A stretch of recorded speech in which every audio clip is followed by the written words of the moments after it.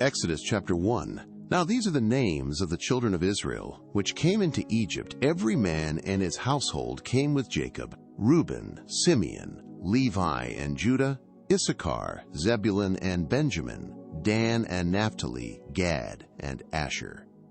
And all the souls that came out of the loins of Jacob were 70 souls. For Joseph was in Egypt already, and Joseph died, and all his brethren, and all that generation. And the children of Israel were fruitful, and increased abundantly, and multiplied, and waxed exceeding mighty, and the land was filled with them. Now there arose up a new king over Egypt, which knew not Joseph. And he said unto his people, Behold, the people of the children of Israel are more and mightier than we. Come on, let us deal wisely with them, lest they multiply, and it come to pass, that, when there falleth out any war, they join also unto our enemies, and fight against us, and so get them up out of the land.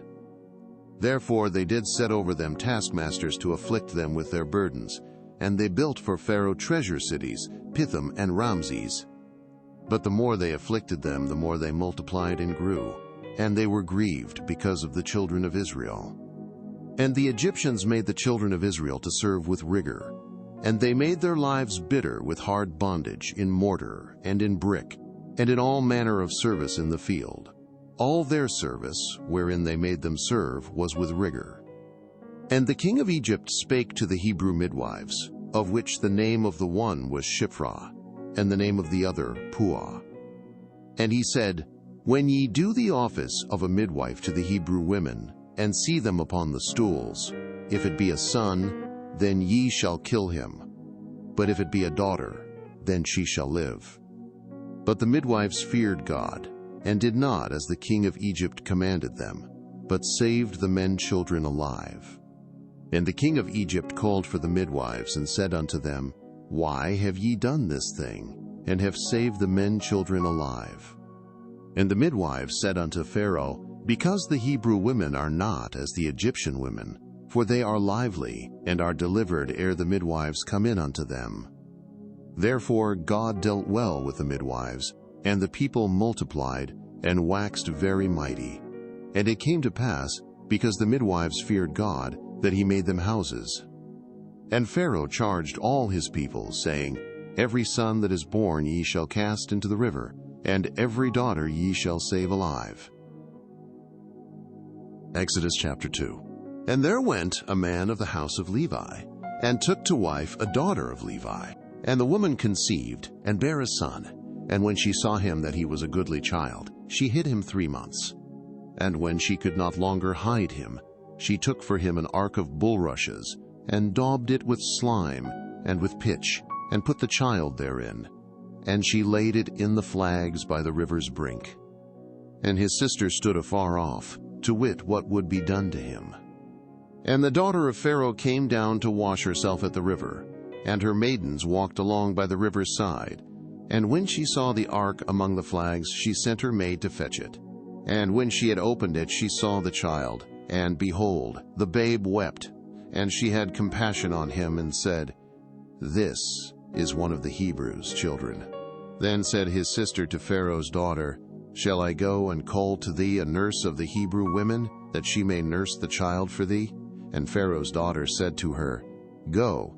And the maid went and called the child's mother. And Pharaoh's daughter said unto her, Take this child away, and nurse it for me, and I will give thee thy wages. And the women took the child, and nursed it. And the child grew, and she brought him unto Pharaoh's daughter, and he became her son. And she called his name Moses, and she said, Because I drew him out of the water. And it came to pass in those days when Moses was grown, that he went out unto his brethren, and looked on their burdens. And he spied an Egyptian smiting an Hebrew, one of his brethren. And he looked this way and that way, and when he saw that there was no man, he slew the Egyptian, and hid him in the sand. And when he went out the second day, behold, 2 men of the Hebrews strove together. And he said to him that did the wrong, Wherefore smitest thou thy fellow? And he said, Who made thee a prince and a judge over us? Intendest thou to kill me as thou killed the Egyptian? And Moses feared, and said, Surely this thing is known. Now when Pharaoh heard this thing, he sought to slay Moses.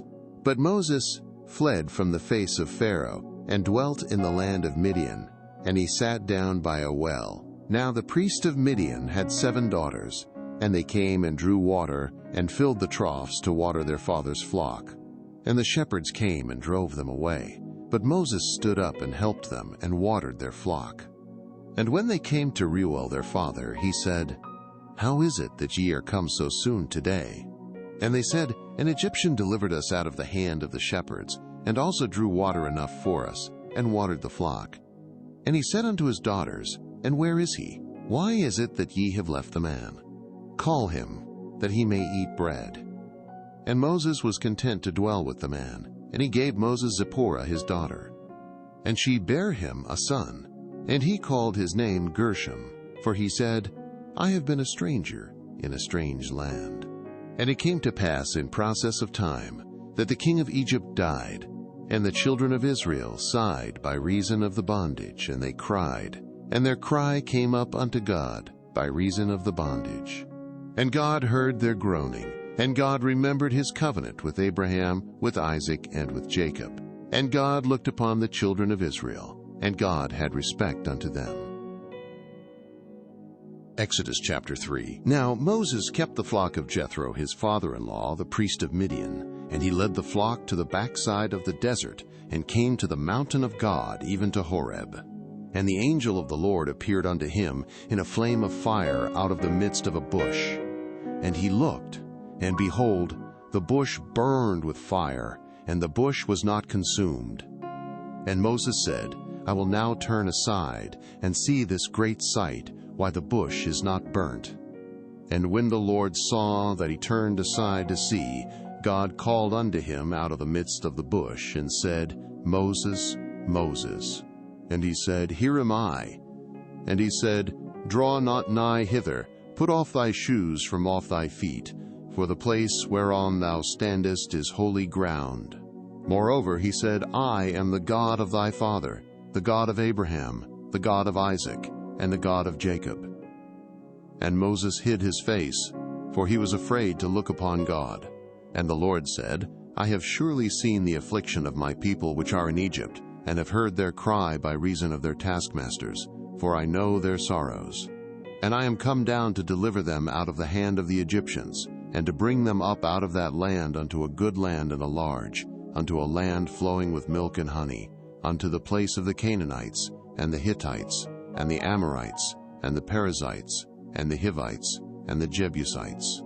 Now therefore, behold, the cry of the children of Israel is come unto me, and I have also seen the oppression wherewith the Egyptians oppress them. Come now therefore, and I will send thee unto Pharaoh, that thou mayest bring forth my people the children of Israel out of Egypt. And Moses said unto God, Who am I that I should go unto Pharaoh, and that I should bring forth the children of Israel out of Egypt? And he said, Certainly I will be with thee, and this shall be a token unto thee, that I have sent thee. When thou hast brought forth the people out of Egypt, ye shall serve God upon this mountain. And Moses said unto God, Behold, when I come unto the children of Israel, and shall say unto them, The God of your fathers hath sent me unto you, and they shall say to me, What is his name? What shall I say unto them? And God said unto Moses, I am that I am. And he said, Thus shalt thou say unto the children of Israel, I am hath sent me unto you.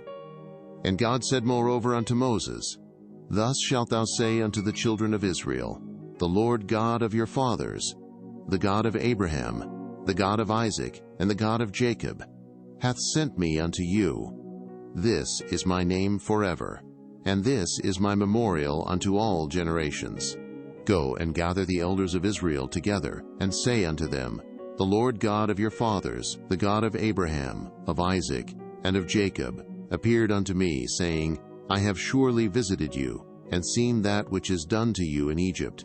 And I have said, I will bring you up out of the affliction of Egypt unto the land of the Canaanites, and the Hittites, and the Amorites, and the Perizzites, and the Hivites, and the Jebusites, unto a land flowing with milk and honey. And they shall hearken to thy voice, and thou shalt come, thou and the elders of Israel, unto the king of Egypt, and ye shall say unto him, The Lord God of the Hebrews hath met with us. And now let us go, we beseech thee, 3 days' journey into the wilderness, that we may sacrifice to the Lord our God. And I am sure that the king of Egypt will not let you go, no, not by a mighty hand. And I will stretch out my hand, and smite Egypt with all my wonders which I will do in the midst thereof. And after that he will let you go. And I will give this people favor in the sight of the Egyptians. And it shall come to pass that, when ye go, ye shall not go empty, but every woman shall borrow of her neighbor, and of her that sojourneth in her house, jewels of silver and jewels of gold, and raiment. And ye shall put them upon your sons and upon your daughters, and ye shall spoil the Egyptians. Exodus chapter 4. And Moses answered and said, But, behold, they will not believe me, nor hearken unto my voice. For they will say, The Lord hath not appeared unto thee. And the Lord said unto him, What is that in thine hand? And he said, A rod. And he said, Cast it on the ground. And he cast it on the ground, and it became a serpent, and Moses fled from before it. And the Lord said unto Moses, Put forth thine hand, and take it by the tail. And he put forth his hand, and caught it, and it became a rod in his hand, that they may believe that the Lord God of their fathers, the God of Abraham, the God of Isaac, and the God of Jacob, hath appeared unto thee. And the Lord said furthermore unto him, Put now thine hand into thy bosom. And he put his hand into his bosom, and when he took it out, behold, his hand was leprous as snow. And he said, Put thine hand into thy bosom again. And he put his hand into his bosom again, and plucked it out of his bosom, and behold, it was turned again as his other flesh. And it shall come to pass, if they will not believe thee, neither hearken to the voice of the first sign, that they will believe the voice of the latter sign.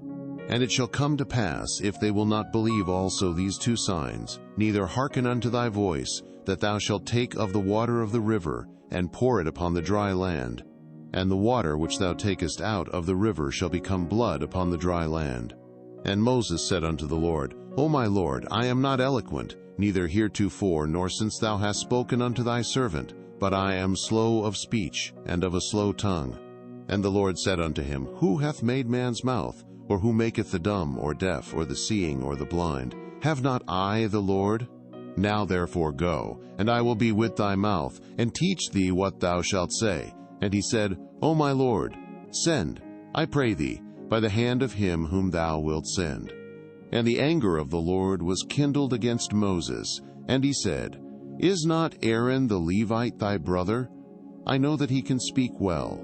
And also, behold, he cometh forth to meet thee, and when he seeth thee, he will be glad in his heart. And thou shalt speak unto him, and put words in his mouth. And I will be with thy mouth, and with his mouth, and will teach you what ye shall do. And he shall be thy spokesman unto the people, and he shall be, even he shall be to thee instead of a mouth, and thou shalt be to him instead of God. And thou shalt take this rod in thine hand, wherewith thou shalt do signs. And Moses went and returned to Jethro his father-in-law, and said unto him, Let me go, I pray thee, and return unto my brethren which are in Egypt, and see whether they be yet alive. And Jethro said to Moses, Go in peace. And the Lord said unto Moses in Midian, Go, return into Egypt, for all the men are dead which sought thy life. And Moses took his wife and his sons, and set them upon an ass, and he returned to the land of Egypt. And Moses took the rod of God in his hand. And the Lord said unto Moses, When thou goest to return into Egypt, see that thou do all those wonders before Pharaoh, which I have put in thine hand. But I will harden his heart, that he shall not let the people go.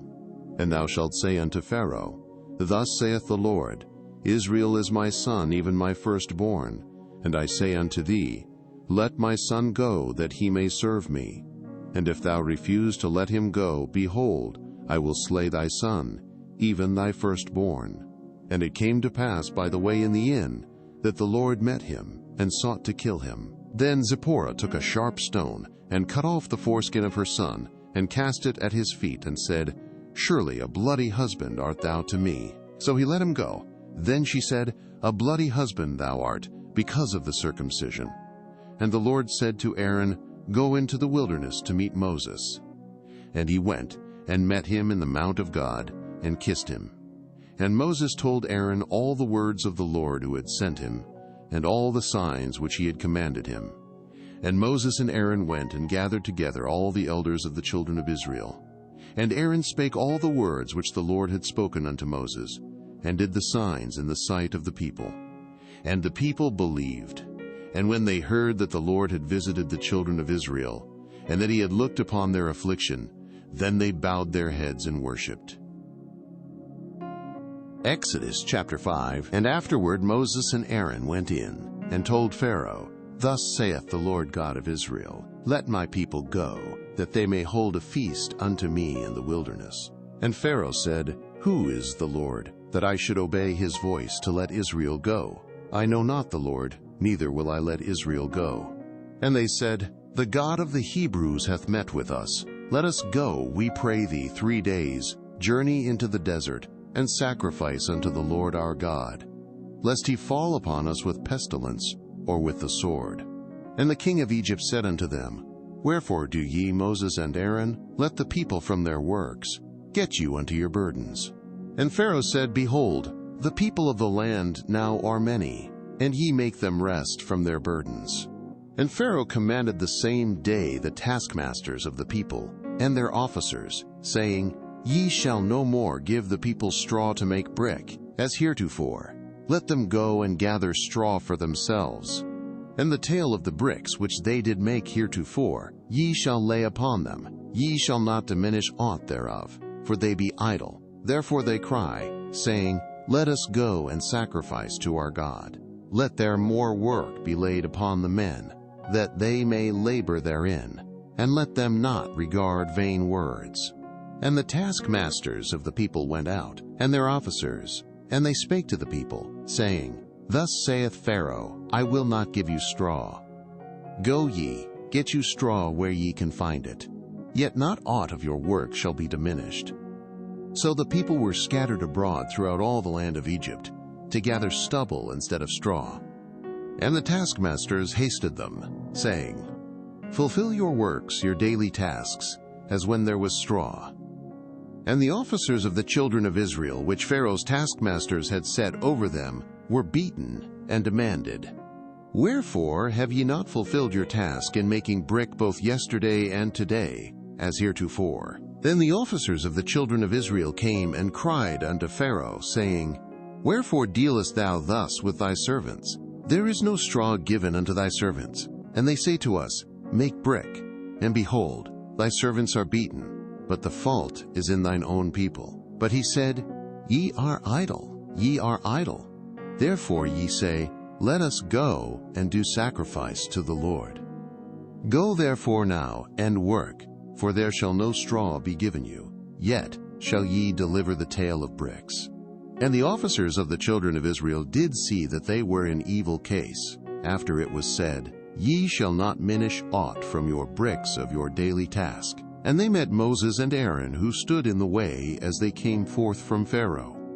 And they said unto them, "The Lord look upon you and judge, because ye have made our savor to be abhorred in the eyes of Pharaoh, and in the eyes of his servants, to put a sword in their hand to slay us."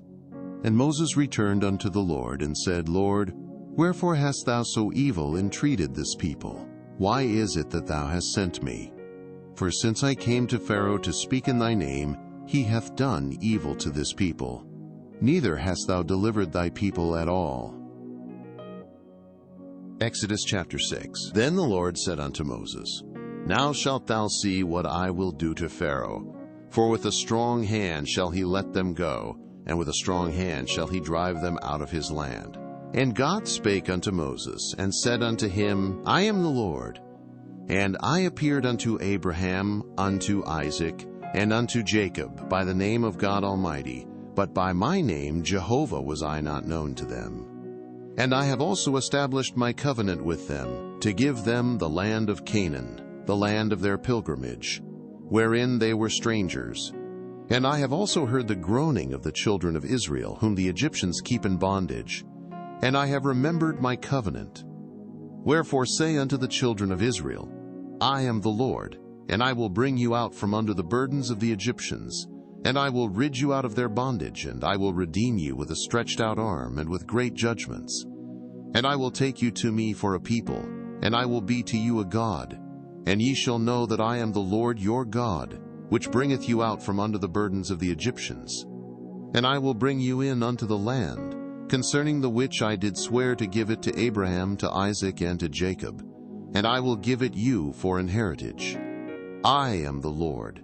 And Moses spake so unto the children of Israel, but they hearkened not unto Moses for anguish of spirit, and for cruel bondage.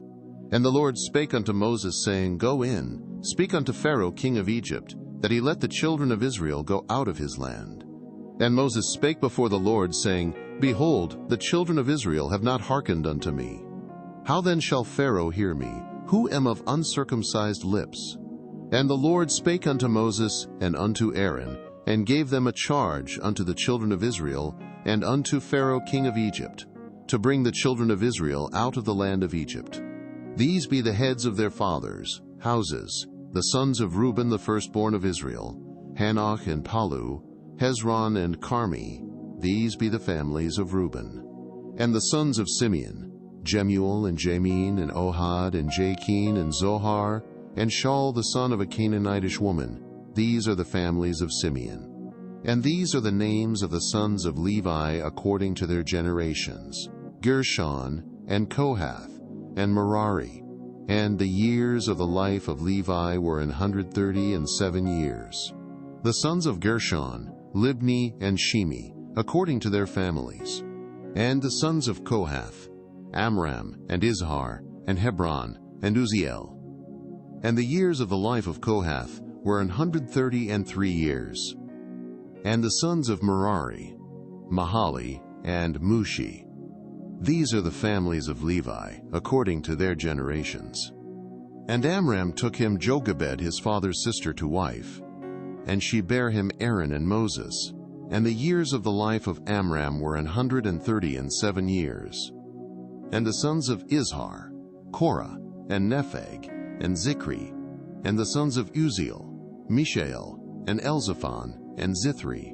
And Aaron took him Elisheba, daughter of Amminadab, sister of Nashon, to wife. And she bare him Nadab, and Abihu, Eleazar, and Ithamar. And the sons of Korah, Esser, and Elkanah, and Abiasaph. These are the families of the Korhites. And Eleazar Aaron's son took him one of the daughters of Putiel to wife, and she bare him Phinehas. These are the heads of the fathers of the Levites according to their families. These are that Aaron and Moses, to whom the Lord said, Bring out the children of Israel from the land of Egypt according to their armies. These are they which spake to Pharaoh king of Egypt, to bring out the children of Israel from Egypt. These are that Moses and Aaron. And it came to pass on the day when the Lord spake unto Moses in the land of Egypt, that the Lord spake unto Moses, saying, I am the Lord. Speak thou unto Pharaoh king of Egypt all that I say unto thee. And Moses said before the Lord, Behold, I am of uncircumcised lips, and how shall Pharaoh hearken unto me? Exodus chapter 7. And the Lord said unto Moses, See, I have made thee a god to Pharaoh, and Aaron thy brother shall be thy prophet. Thou shalt speak all that I command thee, and Aaron thy brother shall speak unto Pharaoh, that he send the children of Israel out of his land. And I will harden Pharaoh's heart, and multiply my signs and my wonders in the land of Egypt. But Pharaoh shall not hearken unto you, that I may lay my hand upon Egypt, and bring forth mine armies and my people the children of Israel, out of the land of Egypt by great judgments. And the Egyptians shall know that I am the Lord, when I stretch forth mine hand upon Egypt, and bring out the children of Israel from among them. And Moses and Aaron did as the Lord commanded them, so did they. And Moses was 80 years old, and Aaron 83 years old, when they spake unto Pharaoh. And the Lord spake unto Moses and unto Aaron, saying, When Pharaoh shall speak unto you, saying, Show a miracle for you, then thou shalt say unto Aaron, Take thy rod and cast it before Pharaoh, and it shall become a serpent. And Moses and Aaron went in unto Pharaoh, and they did so as the Lord had commanded. And Aaron cast down his rod before Pharaoh and before his servants, and it became a serpent. Then Pharaoh also called the wise men and the sorcerers. Now the magicians of Egypt, they also did in like manner with their enchantments. For they cast down every man his rod, and they became serpents. But Aaron's rod swallowed up their rods. And he hardened Pharaoh's heart, that he hearkened not unto them, as the Lord had said. And the Lord said unto Moses, Pharaoh's heart is hardened, he refuseth to let the people go. Get thee unto Pharaoh in the morning. Lo, he goeth out unto the water, and thou shalt stand by the river's brink against he come, and the rod which was turned to a serpent shalt thou take in thine hand. And thou shalt say unto him, The Lord God of the Hebrews hath sent me unto thee, saying, Let my people go, that they may serve me in the wilderness. And behold, hitherto thou wouldest not hear. Thus saith the Lord, In this thou shalt know that I am the Lord. Behold, I will smite with the rod that is in mine hand upon the waters which are in the river, and they shall be turned to blood. And the fish that is in the river shall die, and the river shall stink, and the Egyptians shall loathe to drink of the water of the river.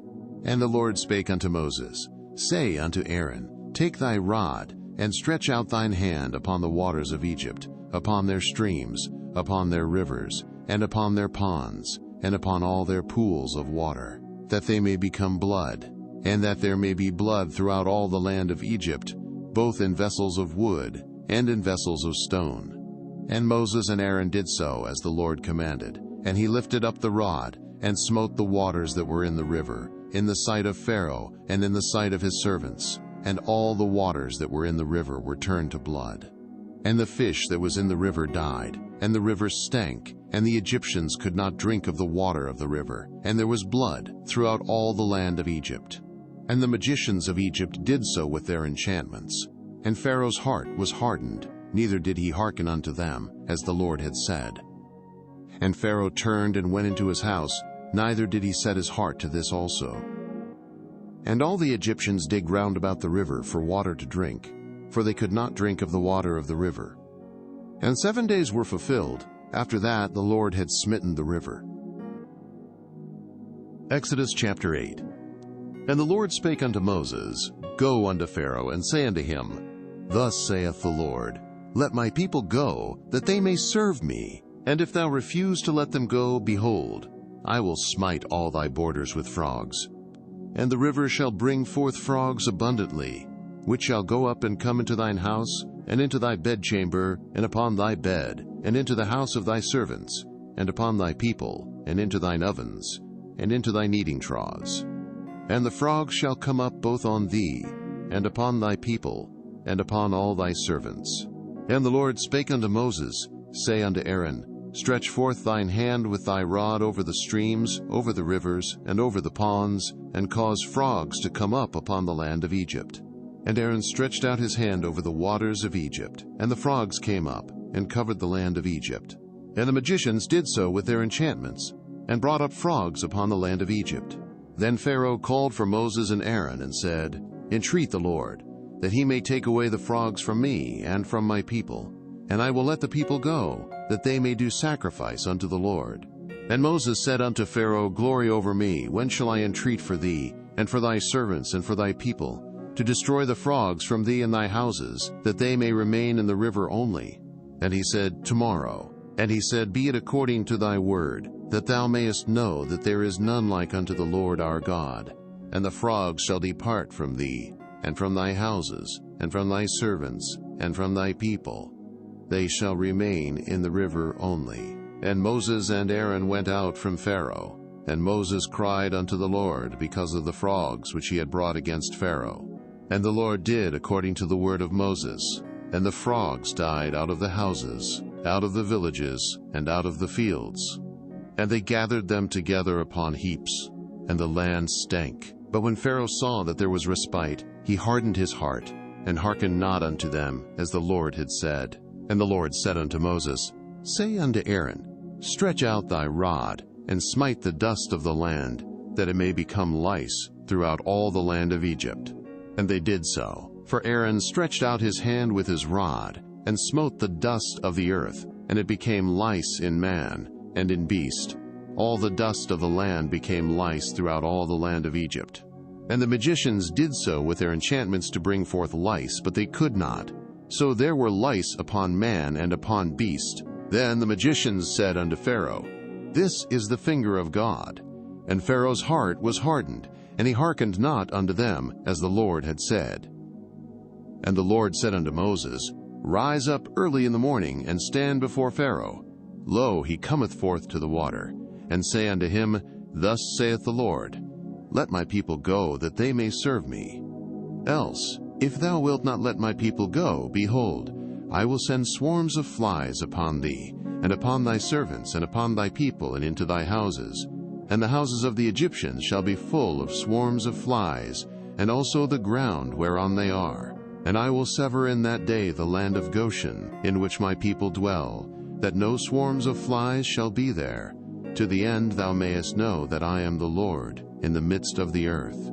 And I will put a division between my people and thy people. Tomorrow shall this sign be.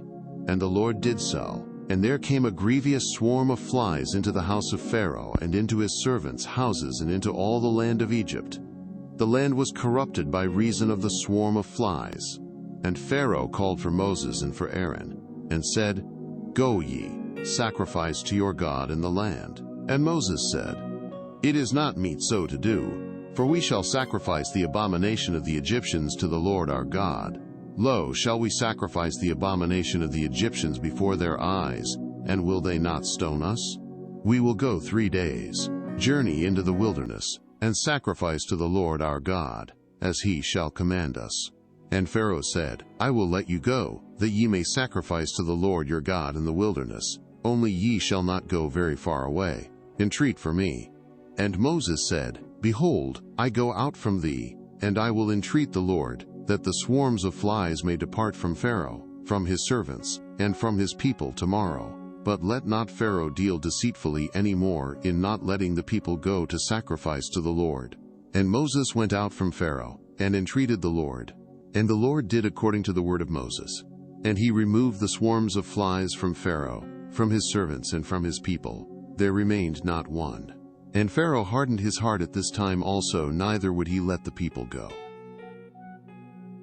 Exodus chapter 9. Then the Lord said unto Moses, Go in unto Pharaoh, and tell him, Thus saith the Lord God of the Hebrews, Let my people go, that they may serve me. For if thou refuse to let them go, and wilt hold them still, behold, the hand of the Lord is upon thy cattle which is in the field, upon the horses, upon the asses, upon the camels, upon the oxen, and upon the sheep. There shall be a very grievous murrain. And the Lord shall sever between the cattle of Israel and the cattle of Egypt, and there shall nothing die of all that is the children's of Israel. And the Lord appointed a set time, saying, Tomorrow the Lord shall do this thing in the land. And the Lord did that thing on the morrow, and all the cattle of Egypt died, but of the cattle of the children of Israel died not one. And Pharaoh sent, and behold, there was not one of the cattle of the Israelites dead. And the heart of Pharaoh was hardened, and he did not let the people go. And the Lord said unto Moses and unto Aaron, Take to you handfuls of ashes of the furnace, and let Moses sprinkle it toward the heaven in the sight of Pharaoh. And it shall become small dust in all the land of Egypt, and shall be a boil breaking forth with blains upon man and upon beast, throughout all the land of Egypt. And they took ashes of the furnace, and stood before Pharaoh. And Moses sprinkled it up toward heaven, and it became a boil breaking forth with blains upon man and upon beast. And the magicians could not stand before Moses because of the boils, for the boil was upon the magicians, and upon all the Egyptians. And the Lord hardened the heart of Pharaoh, and he hearkened not unto them, as the Lord had spoken unto Moses. And the Lord said unto Moses, Rise up early in the morning, and stand before Pharaoh, and say unto him, Thus saith the Lord God of the Hebrews, Let my people go, that they may serve me. For I will at this time send all my plagues upon thine heart, and upon thy servants, and upon thy people, that thou mayest know that there is none like me in all the earth. For now I will stretch out my hand, that I may smite thee and thy people with pestilence, and thou shalt be cut off from the earth. And in very deed for this cause have I raised thee up, for to show in thee my power, and that my name may be declared throughout all the earth. As yet exaltest thou thyself against my people, that thou wilt not let them go? Behold, tomorrow about this time I will cause it to rain a very grievous hail, such as hath not been in Egypt since the foundation thereof even until now. Send therefore now, and gather thy cattle, and all that thou hast in the field, for upon every man and beast which shall be found in the field, and shall not be brought home, the hail shall come down upon them, and they shall die. He that feared the word of the Lord among the servants of Pharaoh made his servants and his cattle flee into the houses, and he that regarded not the word of the Lord left his servants and his cattle in the field. And the Lord said unto Moses, Stretch forth thine hand toward heaven, that there may be hail in all the land of Egypt, upon man and upon beast, and upon every herb of the field, throughout the land of Egypt. And Moses stretched forth his rod toward heaven, and the Lord sent thunder and hail, and the fire ran along upon the ground, and the Lord rained hail upon the land of Egypt. So there was hail, and fire mingled with the hail very grievous, such as there was none like it in all the land of Egypt, since it became a nation. And the hail smote throughout all the land of Egypt all that was in the field, both man and beast, and the hail smote every herb of the field, and brake every tree of the field. Only in the land of Goshen, where the children of Israel were, was there no hail. And Pharaoh sent, and called for Moses and Aaron, and said unto them, I have sinned this time. The Lord is righteous, and I and my people are wicked. Entreat the Lord, for it is enough, that there be no more mighty thunderings and hail, and I will let you go, and ye shall stay no longer. And Moses said unto him, As soon as I am gone out of the city, I will spread abroad my hands unto the Lord, and the thunder shall cease, neither shall there be any more hail, that thou mayest know how that the earth is the Lord's. But as for thee and thy servants, I know that ye will not yet fear the Lord God. And the flax and the barley was smitten, for the barley was in the ear, and the flax was bold, but the wheat and the rye were not smitten, for they were not grown up. And Moses went out of the city from Pharaoh, and spread abroad his hands unto the Lord. And the thunders and hail ceased, and the rain was not poured upon the earth. And when Pharaoh saw that the rain and the hail and the thunders were ceased, he sinned yet more, and hardened his heart, he and his servants.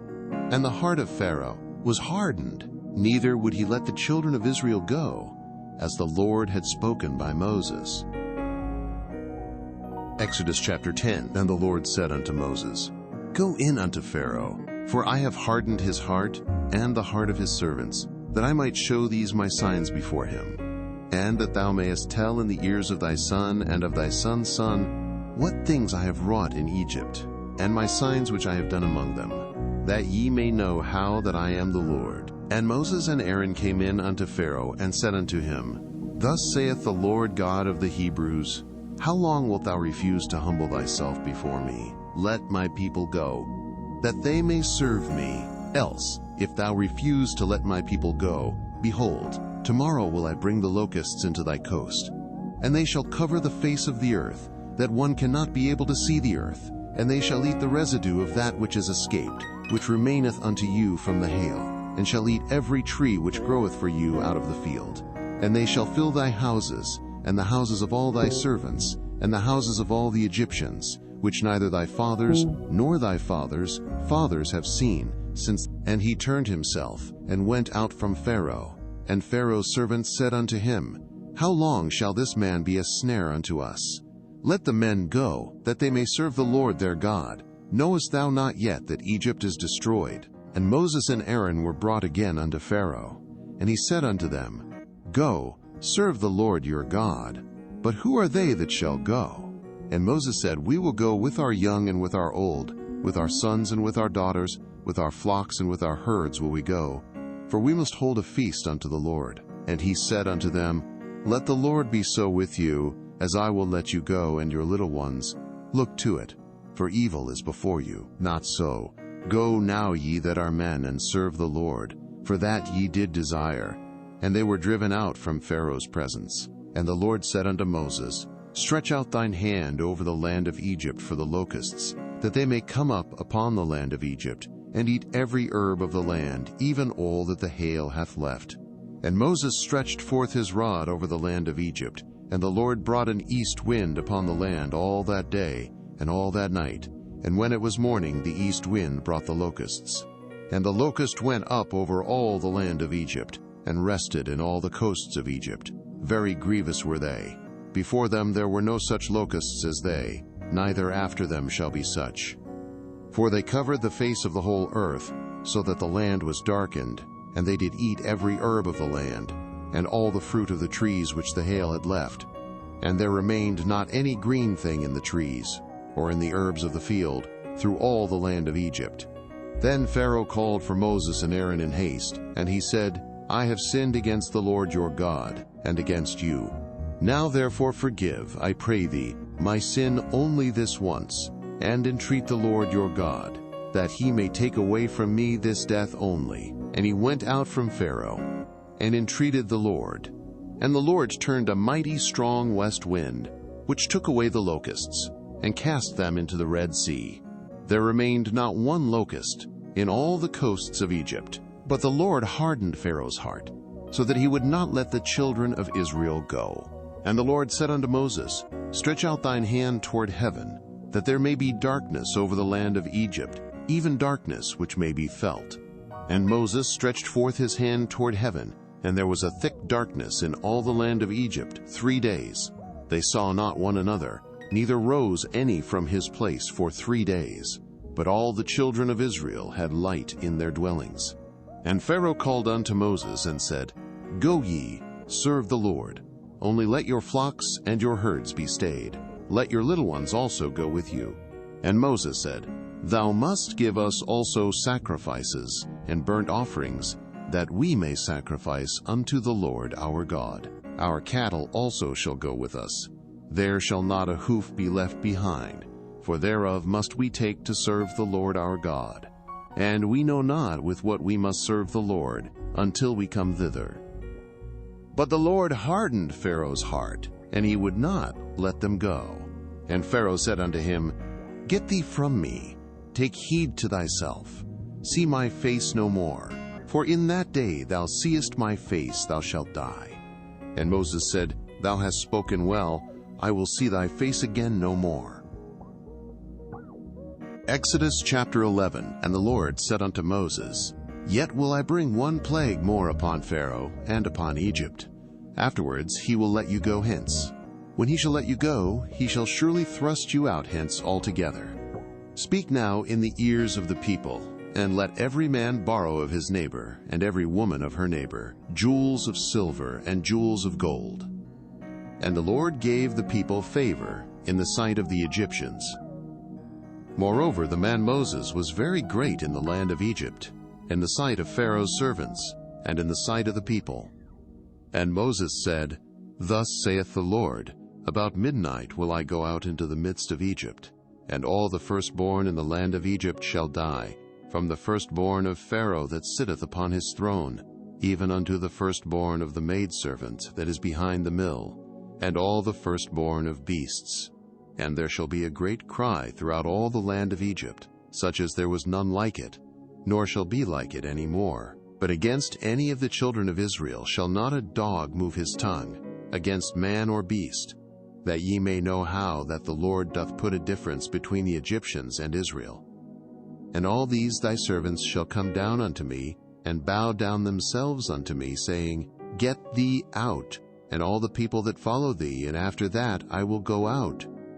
And he went out from Pharaoh in a great anger. And the Lord said unto Moses, Pharaoh shall not hearken unto you, that my wonders may be multiplied in the land of Egypt. And Moses and Aaron did all these wonders before Pharaoh, and the Lord hardened Pharaoh's heart, so that he would not let the children of Israel go out of his land. Exodus chapter 12. And the Lord spake unto Moses and Aaron in the land of Egypt, saying, This month shall be unto you the beginning of months. It shall be the first month of the year to you. Speak ye unto all the congregation of Israel, saying, In the 10th day of this month they shall take to them every man a lamb, according to the house of their fathers, a lamb for an house. And if the household be too little for the lamb, let him and his neighbor next unto his house take it according to the number of the souls. Every man according to his eating shall make your count for the lamb. Your lamb shall be without blemish, a male of the first year. Ye shall take it out from the sheep or from the goats, and ye shall keep it up until the 14th day of the same month, and the whole assembly of the congregation of Israel shall kill it in the evening. And they shall take of the blood, and strike it on the 2 side posts, and on the upper doorpost of the houses, wherein they shall eat it. And they shall eat the flesh in that night, roast with fire and unleavened bread, and with bitter herbs they shall eat it. Eat not of it raw, nor sodden at all with water, but roast with fire, his head with his legs, and with the purtenance thereof. And ye shall let nothing of it remain until the morning, and that which remaineth of it until the morning ye shall burn with fire. And thus shall ye eat it, with your loins girded, your shoes on your feet, and your staff in your hand, and ye shall eat it in haste. It is the Lord's Passover. For I will pass through the land of Egypt this night, and will smite all the firstborn in the land of Egypt, both man and beast, and against all the gods of Egypt I will execute judgment. I am the Lord. And the blood shall be to you for a token upon the houses where ye are, and when I see the blood I will pass over you, and the plague shall not be upon you to destroy you, when I smite the land of Egypt. And this day shall be unto you for a memorial, and ye shall keep it a feast to the Lord throughout your generations. Ye shall keep it a feast by an ordinance forever. 7 days shall ye eat unleavened bread. Even the first day ye shall put away leaven out of your houses. For whosoever eateth leavened bread from the first day until the 7th day, that soul shall be cut off from Israel. And in the first day there shall be an holy convocation, and in the 7th day there shall be an holy convocation to you. No manner of work shall be done in them, save that which every man must eat, that only may be done of you. And ye shall observe the feast of unleavened bread. For in this selfsame day have I brought your armies out of the land of Egypt. Therefore shall ye observe this day in your generations by an ordinance forever. In the first month, on the 14th day of the month at even, ye shall eat unleavened bread, until the 21st day of the month at even. 7 days shall there be no leaven found in your houses, for whosoever eateth that which is leavened, even that soul shall be cut off from the congregation of Israel, whether he be a stranger or born in the land. Ye shall eat nothing leavened. In all your habitations shall ye eat unleavened bread. Then Moses called for all the elders of Israel, and said unto them, Draw out and take you a lamb according to your families, and kill the Passover. And ye shall take a bunch of hyssop, and dip it in the blood that is in the basin, and strike the lintel and the 2 side posts with the blood that is in the basin, and none of you shall go out at the door of his house until the morning. For the Lord will pass through to smite the Egyptians, and when he seeth the blood upon the lintel and on the 2 side posts, the Lord will pass over the door, and will not suffer the destroyer to come in unto your houses to smite you. And ye shall observe this thing for an ordinance to thee and to thy sons forever. And it shall come to pass, when ye be come to the land which the Lord will give you, according as he hath promised, that ye shall keep this service. And it shall come to pass, when your children shall say unto you, What mean ye by this service? That ye shall say, It is the sacrifice of the Lord's Passover, who passed over the houses of the children of Israel in Egypt, when he smote the Egyptians and delivered our houses. And the people bowed the head and worshipped. And the children of Israel went away, and did as the Lord had commanded Moses and Aaron, so did they. And it came to pass, that at midnight the Lord smote all the firstborn in the land of Egypt, from the firstborn of Pharaoh that sat on his throne unto the firstborn of the captive that was in the dungeon, and all the firstborn of cattle. And Pharaoh rose up in the night, he and all his servants, and all the Egyptians. And there was a great cry in Egypt, for there was not a house where there was not one dead. And he called for Moses and Aaron by night, and said, Rise up, and get you forth from among my people, both ye and the children of Israel, and go, serve the Lord as ye have said. Also take your flocks and your herds, as ye have said, and be gone, and bless me also. And the Egyptians were urgent upon the people, that they might send them out of the land in haste, for they said, We be all dead men. And the people took their dough before it was leavened, their kneading troughs being bound up in their clothes upon their shoulders. And the children of Israel did according to the word of Moses, and they borrowed of the Egyptians jewels of silver, and jewels of gold and raiment. And the Lord gave the people favor in the sight of the Egyptians, so that they lent unto them such things as they required. And they spoiled the Egyptians. And the children of Israel journeyed from Ramesses to Succoth, about 600,000 on foot, that were men, beside children. And a mixed multitude went up also with them, and flocks, and herds, even very much cattle. And they baked unleavened cakes of the dough which they brought forth out of Egypt, for it was not leavened, because they were thrust out of Egypt, and could not tarry, neither had they prepared for themselves any victual. Now the sojourning of the children of Israel, who dwelt in Egypt, was 430 years. And it came to pass at the end of the 430 years, even the selfsame day it came to pass, that all the hosts of the Lord went out from the land of Egypt. It is a night to be much observed unto the Lord for bringing them out from the land of Egypt. This is that night of the Lord to be observed of all the children of Israel in their generations. And the Lord said unto Moses and Aaron, This is the ordinance of the Passover. There shall no stranger eat thereof, but every man's servant that is bought for money, when thou hast circumcised him, then shall he eat thereof. A foreigner and an hired servant shall not eat thereof. In one house shall it be eaten. Thou shalt not carry forth aught of the flesh abroad out of the house. Neither shall ye break a bone thereof. All the congregation of Israel shall keep it. And when a stranger shall sojourn with thee, and will keep the Passover to the Lord, let all his males be circumcised, and then let him come near and keep it. And he shall be as one that is born in the land, for no uncircumcised person shall eat thereof. One law shall be to him that is homeborn, and unto the stranger that sojourneth among you. Thus did all the children of Israel. As the Lord commanded Moses and Aaron, so did they. And it came to pass the selfsame day, that the Lord did bring the children of Israel out of the land of Egypt by their armies. Exodus chapter 13. And the Lord spake unto Moses, saying, Sanctify unto me all the firstborn, whatsoever openeth the womb among the children of Israel, both of man and of beast, it is mine. And Moses said unto the people, Remember this day, in which ye came out from Egypt, out of the house of bondage, for by strength of hand the Lord brought you out from this place. There shall no leavened bread be eaten. This day came ye out in the month Abib. And it shall be, when the Lord shall bring thee into the land of the Canaanites, and the Hittites, and the Amorites, and the Hivites, and the Jebusites, which he sware unto thy fathers to give thee, a land flowing with milk and honey, that thou shalt keep this service in this month. 7 days thou shalt eat unleavened bread, and in the 7th day shall be a feast to the Lord. Unleavened bread shall be eaten 7 days, and there shall no leavened bread be seen with thee, neither shall there be leaven seen with thee in all thy quarters. And thou shalt show thy son in that day, saying, This is done because of that which the Lord did unto me when I came forth out of Egypt.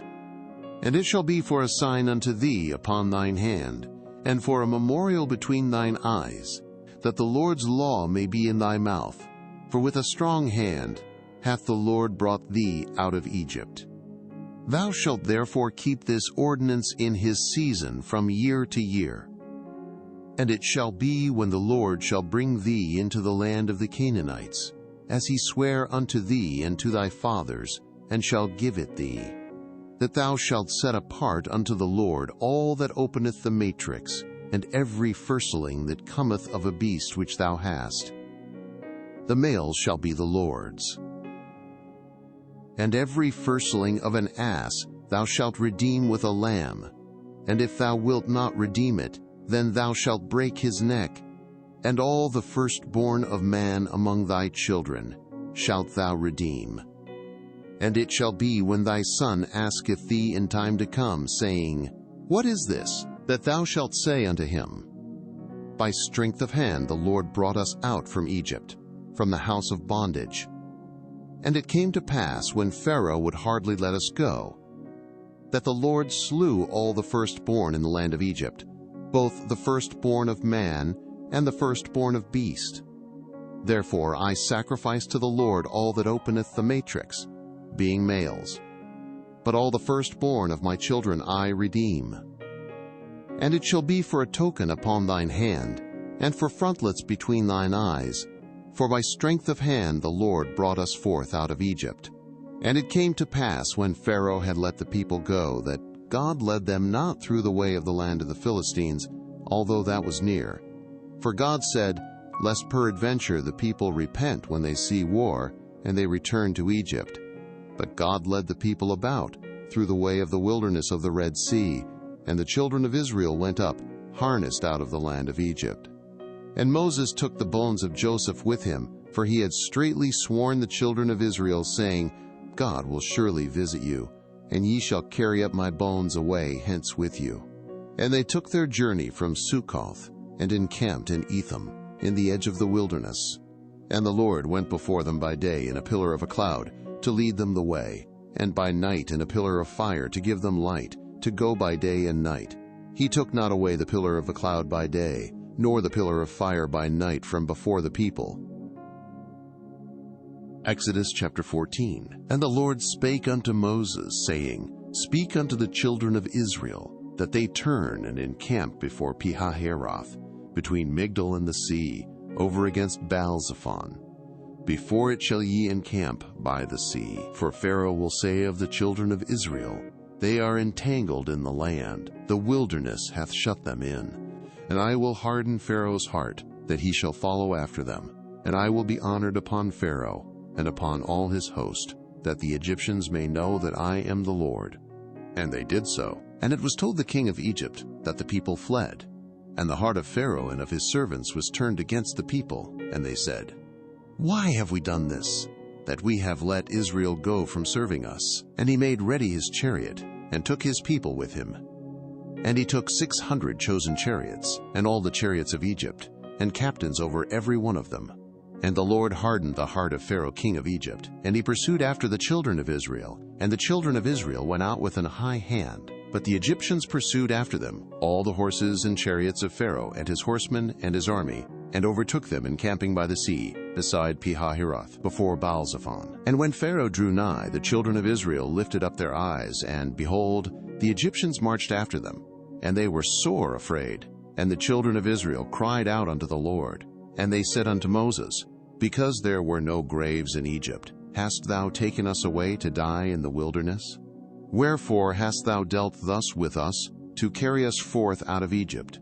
Is not this the word that we did tell thee in Egypt, saying, Let us alone, that we may serve the Egyptians? For it had been better for us to serve the Egyptians, than that we should die in the wilderness. And Moses said unto the people, Fear ye not, stand still, and see the salvation of the Lord, which he will show to you today. For the Egyptians whom ye have seen today, ye shall see them again no more forever. The Lord shall fight for you, and ye shall hold your peace. And the Lord said unto Moses, Wherefore criest thou unto me? Speak unto the children of Israel, that they go forward. But lift thou up thy rod, and stretch out thine hand over the sea, and divide it, and the children of Israel shall go on dry ground through the midst of the sea. And I, behold, I will harden the hearts of the Egyptians, and they shall follow them. And I will get me honor upon Pharaoh, and upon all his host, upon his chariots, and upon his horsemen. And the Egyptians shall know that I am the Lord, when I have gotten me honor upon Pharaoh, upon his chariots, and upon his horsemen. And the angel of God, which went before the camp of Israel, removed and went behind them, and the pillar of the cloud went from before their face, and stood behind them. And it came between the camp of the Egyptians and the camp of Israel. And it was a cloud and darkness to them, but it gave light by night to these, so that the one came not near the other all the night. And Moses stretched out his hand over the sea, and the Lord caused the sea to go back by a strong east wind all that night, and made the sea dry land, and the waters were divided. And the children of Israel went into the midst of the sea upon the dry ground, and the waters were a wall unto them on their right hand, and on their left. And the Egyptians pursued, and went in after them to the midst of the sea, even all Pharaoh's horses, his chariots, and his horsemen. And it came to pass, that in the morning watch the Lord looked unto the host of the Egyptians through the pillar of fire and of the cloud, and troubled the host of the Egyptians, and took off their chariot wheels, that they drave them heavily, so that the Egyptians said, Let us flee from the face of Israel, for the Lord fighteth for them against the Egyptians. And the Lord said unto Moses, Stretch out thine hand over the sea, that the waters may come again upon the Egyptians, upon their chariots, and upon their horsemen. And Moses stretched forth his hand over the sea, and the sea returned to his strength when the morning appeared, and the Egyptians fled against it, and the Lord overthrew the Egyptians in the midst of the sea. And the waters returned, and covered the chariots and the horsemen, and all the host of Pharaoh that came into the sea after them. There remained not so much as one of them. But the children of Israel walked upon dry land in the midst of the sea, and the waters were a wall unto them on their right hand and on their left. Thus the Lord saved Israel that day out of the hand of the Egyptians.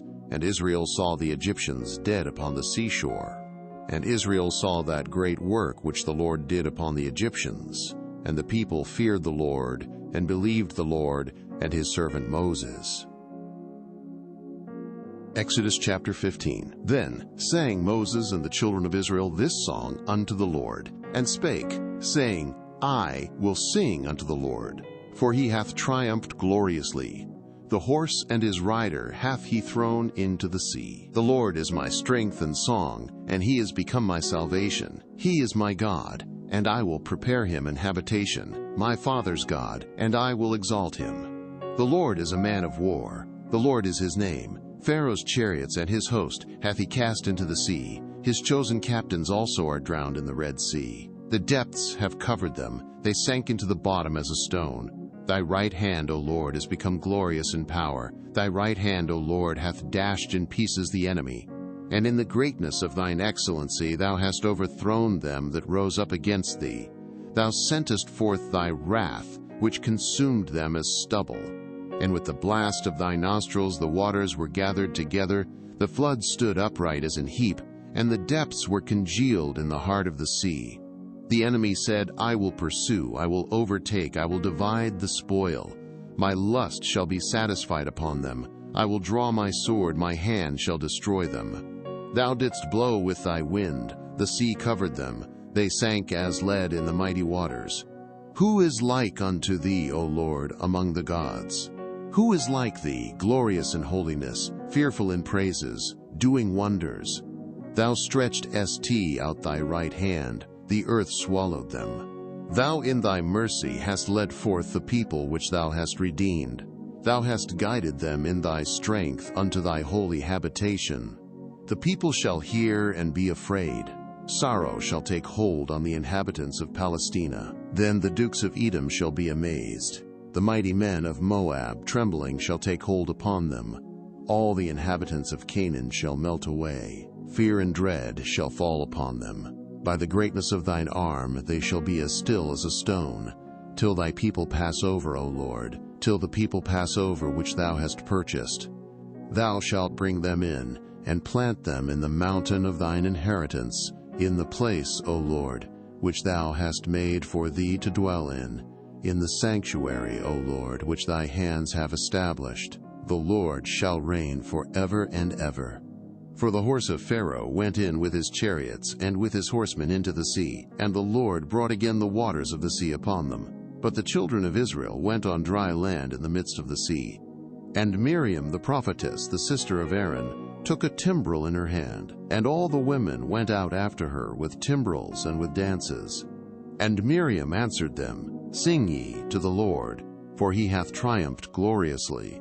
The horse and his rider hath he thrown into the sea. So Moses brought Israel from the Red Sea, and they went out into the wilderness of Shur. And they went 3 days in the wilderness and found no water. And when they came to Marah, they could not drink of the waters of Marah, for they were bitter. Therefore the name of it was called Marah. And the people murmured against Moses, saying, What shall we drink? And he cried unto the Lord. And the Lord showed him a tree, which, when he had cast into the waters were made sweet. There he made for them a statute and an ordinance, and there he proved them, and said, If thou wilt diligently hearken to the voice of the Lord thy God, and wilt do that which is right in his sight, and wilt give ear to his commandments, and keep all his statutes, I will put none of these diseases upon thee, which I have brought upon the Egyptians, for I am the Lord that healeth thee. And they came to Elim, where were 12 wells of water, and 60 palm trees, and they encamped there by the waters. Exodus chapter 16. And they took their journey from Elim, and all the congregation of the children of Israel came unto the wilderness of Sin, which is between Elim and Sinai, on the 15th day of the 2nd month after their departing out of the land of Egypt. And the whole congregation of the children of Israel murmured against Moses and Aaron in the wilderness. And the children of Israel said unto them, Would to God we had died by the hand of the Lord in the land of Egypt, when we sat by the flesh pots, and when we did eat bread to the full, for ye have brought us forth into this wilderness, to kill this whole assembly with hunger.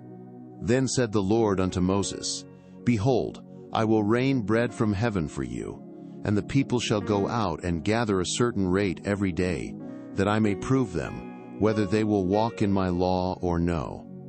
And it shall come to pass, that on the 6th day they shall prepare that which they bring in, and it shall be twice as much as they gather daily.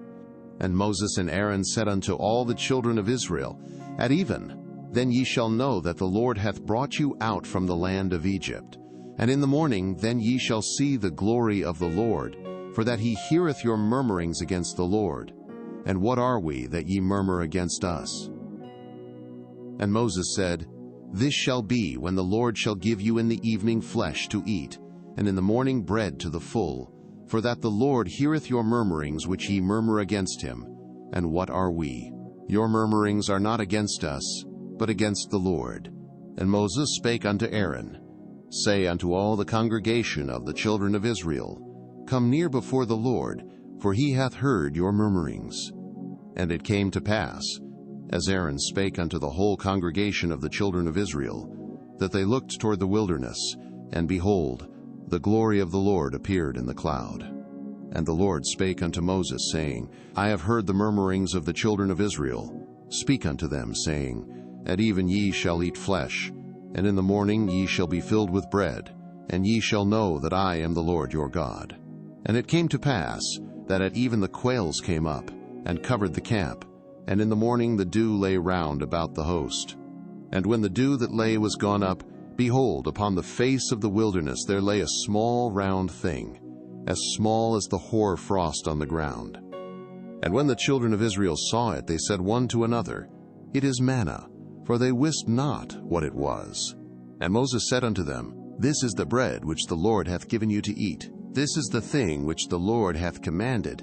Gather of it every man according to his eating, an omer for every man, according to the number of your persons.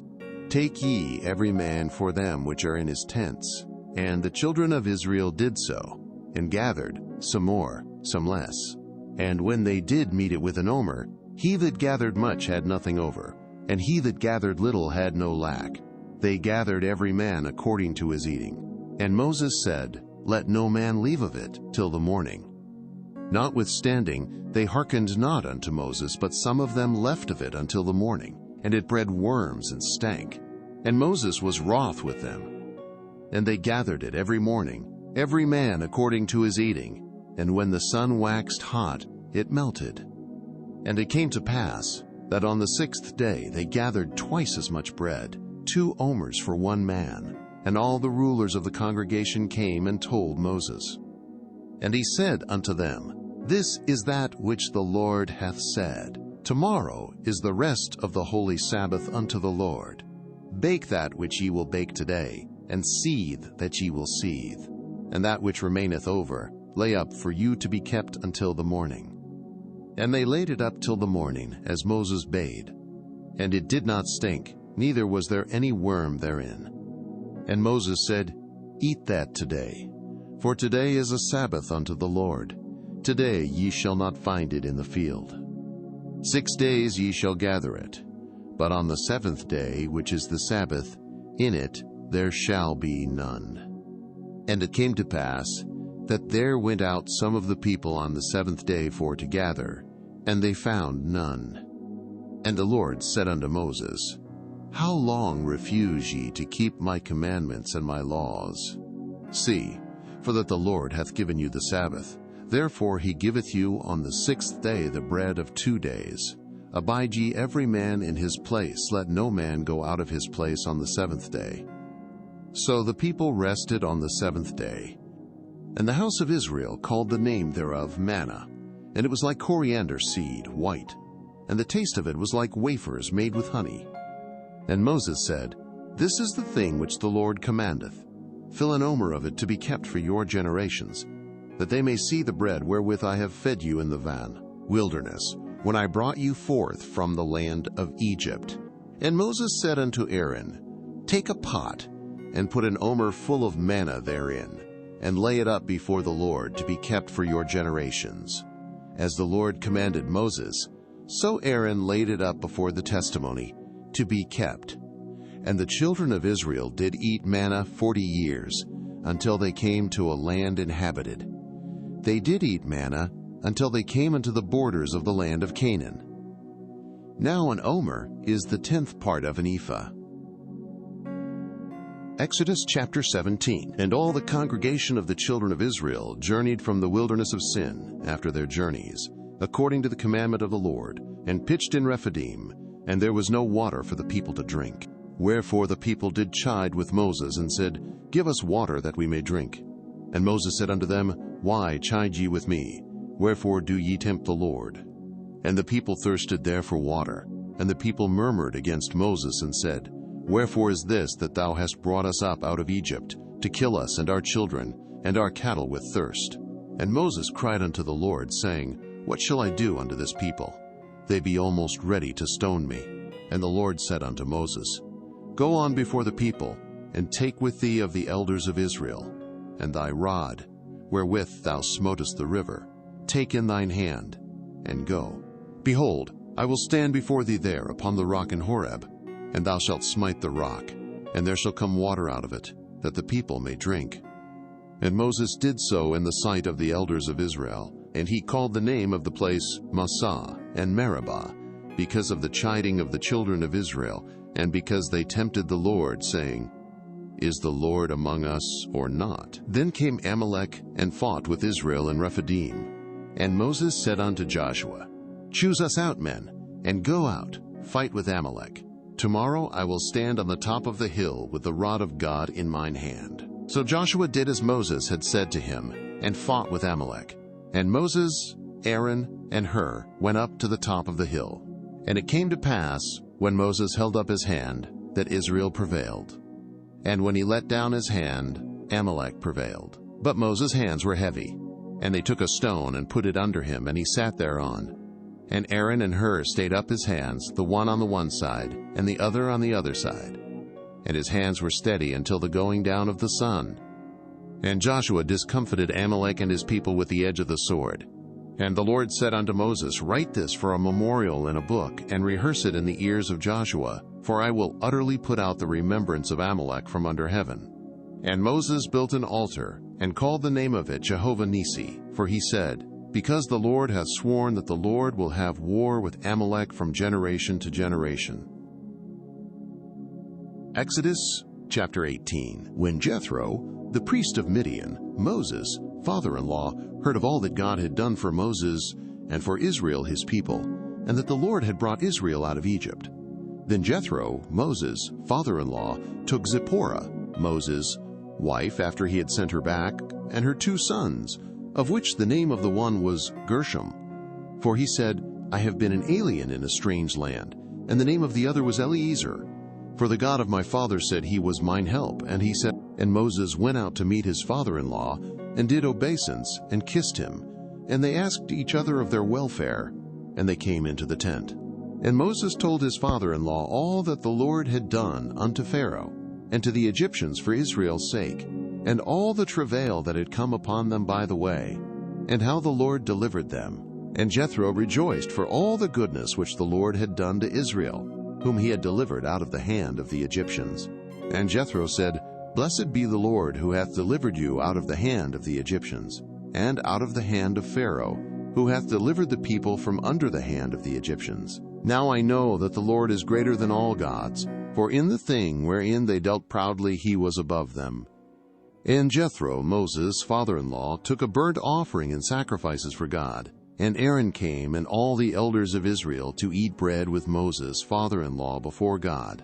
And it came to pass on the morrow that Moses sat to judge the people. And the people stood by Moses from the morning unto the evening. And when Moses' father-in-law saw all that he did to the people, he said, What is this thing that thou doest to the people? Why sittest thou thyself alone, and all the people stand by thee from morning unto even? And Moses said unto his father-in-law, Because the people come unto me to inquire of God. When they have a matter they come unto me, and I judge between one and another, and I do make them know the statutes of God and his laws. And Moses' father-in-law said unto him, The thing that thou doest is not good. Thou wilt surely wear away both thou and this people that is with thee, for this thing is too heavy for thee. Thou art not able to perform it thyself alone. Hearken now unto my voice, I will give thee counsel, and God shall be with thee. Be thou for the people to Godward, that thou mayest bring the causes unto God. And thou shalt teach them ordinances and laws, and shalt show them the way wherein they must walk, and the work that they must do. Moreover, thou shalt provide out of all the people able men, such as fear God, men of truth, hating covetousness, and place such over them to be rulers of thousands, and rulers of hundreds, rulers of 50s, and rulers of 10s. And let them judge the people at all seasons. And it shall be, that every great matter they shall bring unto thee, but every small matter they shall judge. So shall it be easier for thyself, and they shall bear the burden with thee. If thou shalt do this thing, and God command thee so, then thou shalt be able to endure, and all this people shall also go to their place in peace. So Moses hearkened to the voice of his father-in-law, and did all that he had said. And Moses chose able men out of all Israel, and made them heads over the people, rulers of thousands, rulers of hundreds, rulers of 50s, and rulers of 10s. And they judged the people at all seasons. The hard causes they brought unto Moses, but every small matter they judged themselves. And Moses let his father-in-law depart, and he went his way into his own land. Exodus chapter 19. In the 3rd month, when the children of Israel were gone forth out of the land of Egypt, the same day came they into the wilderness of Sinai, for they were departed from Rephidim, and were come to the desert of Sinai, and had pitched in the wilderness, and there Israel camped before the mount. And Moses went up unto God, and the Lord called unto him out of the mountain, saying, Thus shalt thou say to the house of Jacob, and tell the children of Israel, Ye have seen what I did unto the Egyptians, and how I bare you on eagles' wings, and brought you unto myself. Now therefore, if ye will obey my voice indeed, and keep my covenant, then ye shall be a peculiar treasure unto me above all people. For all the earth is mine, and ye shall be unto me a kingdom of priests, and an holy nation. These are the words which thou shalt speak unto the children of Israel. And Moses came and called for the elders of the people, and laid before their faces all these words which the Lord commanded him. And all the people answered together, and said, All that the Lord hath spoken we will do. And Moses returned the words of the people unto the Lord. And the Lord said unto Moses, Lo, I come unto thee in a thick cloud, that the people may hear when I speak with thee, and believe thee forever. And Moses told the words of the people unto the Lord. And the Lord said unto Moses, Go unto the people, and sanctify them today and tomorrow, and let them wash their clothes, and be ready against the 3rd day. For the third day the Lord will come down in the sight of all the people upon Mount Sinai. And thou shalt set bounds unto the people round about, saying, Take heed to yourselves that ye go not up into the mount, or touch the border of it. Whosoever toucheth the mount shall be surely put to death. There shall not an hand touch it, but he shall surely be stoned, or shot through. Whether it be beast or man, it shall not live. When the trumpet soundeth long, they shall come up to the mount. And Moses went down from the mount unto the people, and sanctified the people, and they washed their clothes. And he said unto the people, Be ready against the third day, come not at your wives. And it came to pass on the third day in the morning, that there were thunders and lightnings, and a thick cloud upon the mount, and the voice of the trumpet exceeding loud, so that all the people that was in the camp trembled. And Moses brought forth the people out of the camp to meet with God, and they stood at the nether part of the mount. And Mount Sinai was altogether on a smoke, because the Lord descended upon it in fire. And the smoke thereof ascended as the smoke of a furnace, and the whole mount quaked greatly. And when the voice of the trumpet sounded long, and waxed louder and louder, Moses spake, and God answered him by a voice. And the Lord came down upon Mount Sinai on the top of the mount, and the Lord called Moses up to the top of the mount, and Moses went up. And the Lord said unto Moses, Go down, charge the people, lest they break through unto the Lord to gaze, and many of them perish. And let the priests also, which come near to the Lord, sanctify themselves, lest the Lord break forth upon them. And Moses said unto the Lord, The people cannot come up to Mount Sinai, for thou chargest us, saying, Set bounds about the mount, and sanctify it. And the Lord said unto him, Away, get thee down, and thou shalt come up, thou and Aaron with thee. But let not the priests and the people break through to come up unto the Lord, lest he break forth upon them. So Moses went down unto the people, and spake unto them. Exodus chapter 20. And God spake all these words, saying, I am the Lord thy God, which have brought thee out of the land of Egypt, out of the house of bondage. Thou shalt have no other gods before me. Thou shalt not make unto thee any graven image, or any likeness of anything that is in heaven above, or that is in the earth beneath, or that is in the water under the earth.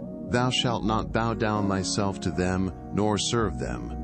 For I, the Lord thy God, am a jealous God, visiting the iniquity of the fathers upon the children, unto the third and fourth generation of them that hate me, and showing mercy unto thousands of them that love me, and keep my commandments. Thou shalt not take the name of the Lord thy God in vain, for the Lord will not hold him guiltless that taketh his name in vain. Remember the Sabbath day, to keep it holy. 6 days shalt thou labor, and do all thy work. But the seventh day is the Sabbath of the Lord thy God.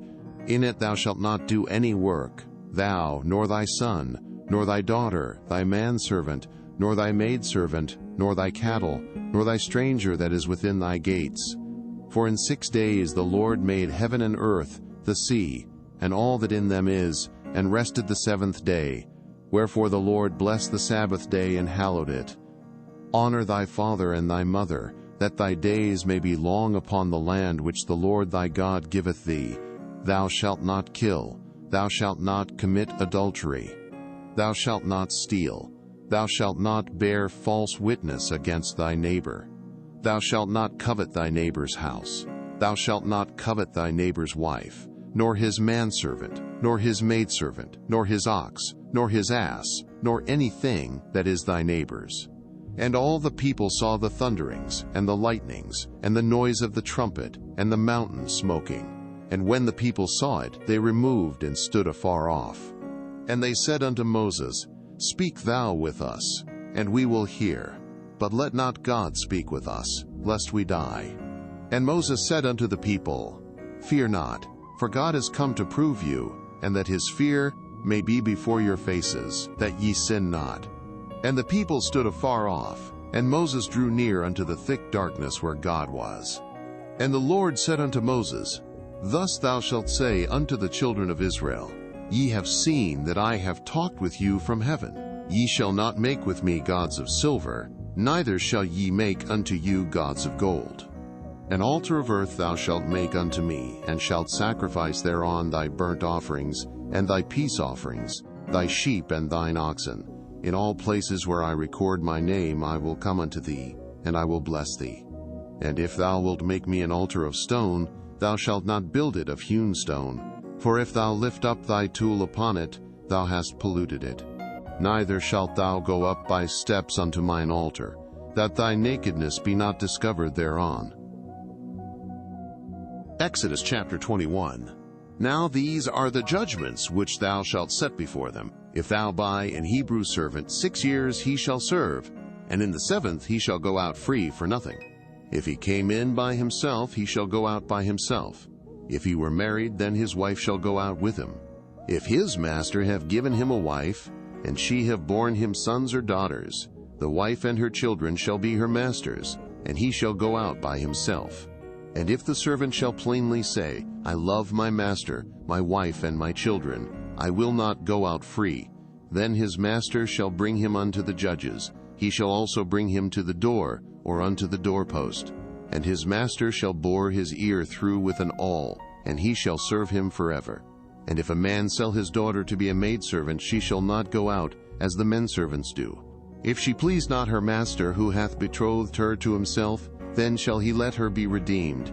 To sell her unto a strange nation he shall have no power, seeing he hath dealt deceitfully with her. And if he have betrothed her unto his son, he shall deal with her after the manner of daughters. If he take him another wife, her food, her raiment, and her duty of marriage shall he not diminish. And if he do not these 3 unto her, then shall she go out free without money. He that smiteth a man so that he die shall be surely put to death. And if a man lie not in wait, but God deliver him into his hand, then I will appoint thee a place whither he shall flee. But if a man come presumptuously upon his neighbor, to slay him with guile, thou shalt take him from mine altar, that he may die. And he that smiteth his father or his mother shall be surely put to death. And he that stealeth a man, and selleth him, or if he be found in his hand, he shall surely be put to death. And he that curseth his father or his mother shall surely be put to death. And if men strive together, and one smite another with a stone, or with his fist, and he die not, but keepeth his bed, if he rise again, and walk abroad upon his staff, then shall he that smote him be quit. Only he shall pay for the loss of his time, and shall cause him to be thoroughly healed.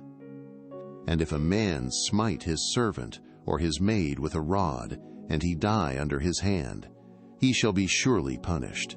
Notwithstanding, if he continue a day or 2, he shall not be punished, for he is his money. If men strive and hurt a woman with child, so that her fruit depart from her, and yet no mischief follow, he shall be surely punished, according as the woman's husband will lay upon him, and he shall pay as the judges determine. And if any mischief follow, then thou shalt give life for life, eye for eye, tooth for tooth, hand for hand, foot for foot, burning for burning, wound for wound, stripe for stripe. And if a man smite the eye of his servant, or the eye of his maid, that it perish, he shall let him go free for his eye's sake.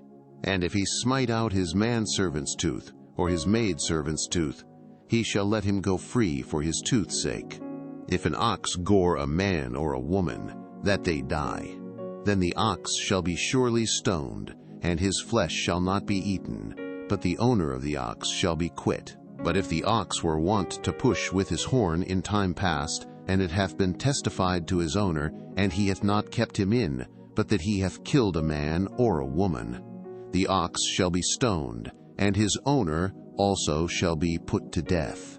If there be laid on him a sum of money, then he shall give for the ransom of his life whatsoever is laid upon him. Whether he have gored a son or have gored a daughter, according to this judgment shall it be done unto him. If the ox shall push a manservant or a maidservant, he shall give unto their master 30 shekels of silver, and the ox shall be stoned. And if a man shall open a pit, or if a man shall dig a pit, and not cover it, and an ox or an ass fall therein, the owner of the pit shall make it good, and give money unto the owner of them.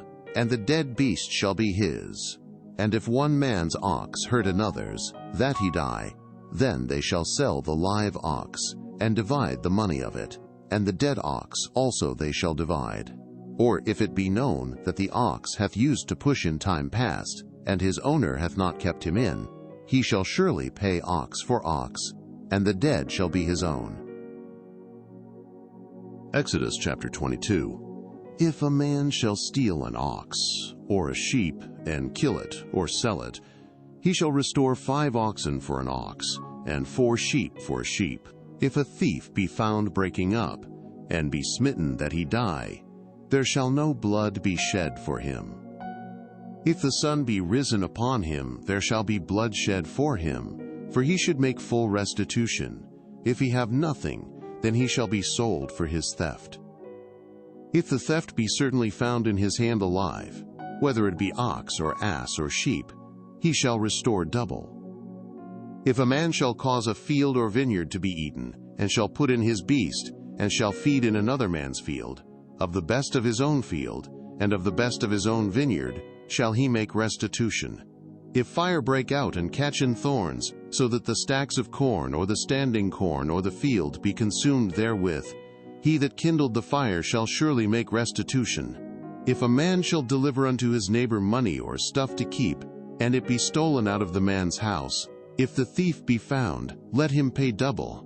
If the thief be not found, then the master of the house shall be brought unto the judges, to see whether he have put his hand unto his neighbor's goods. For all manner of trespass, whether it be for ox, for ass, for sheep, for raiment, or for any manner of lost thing which another challengeth to be his, the cause of both parties shall come before the judges, and whom the judges shall condemn, he shall pay double unto his neighbor.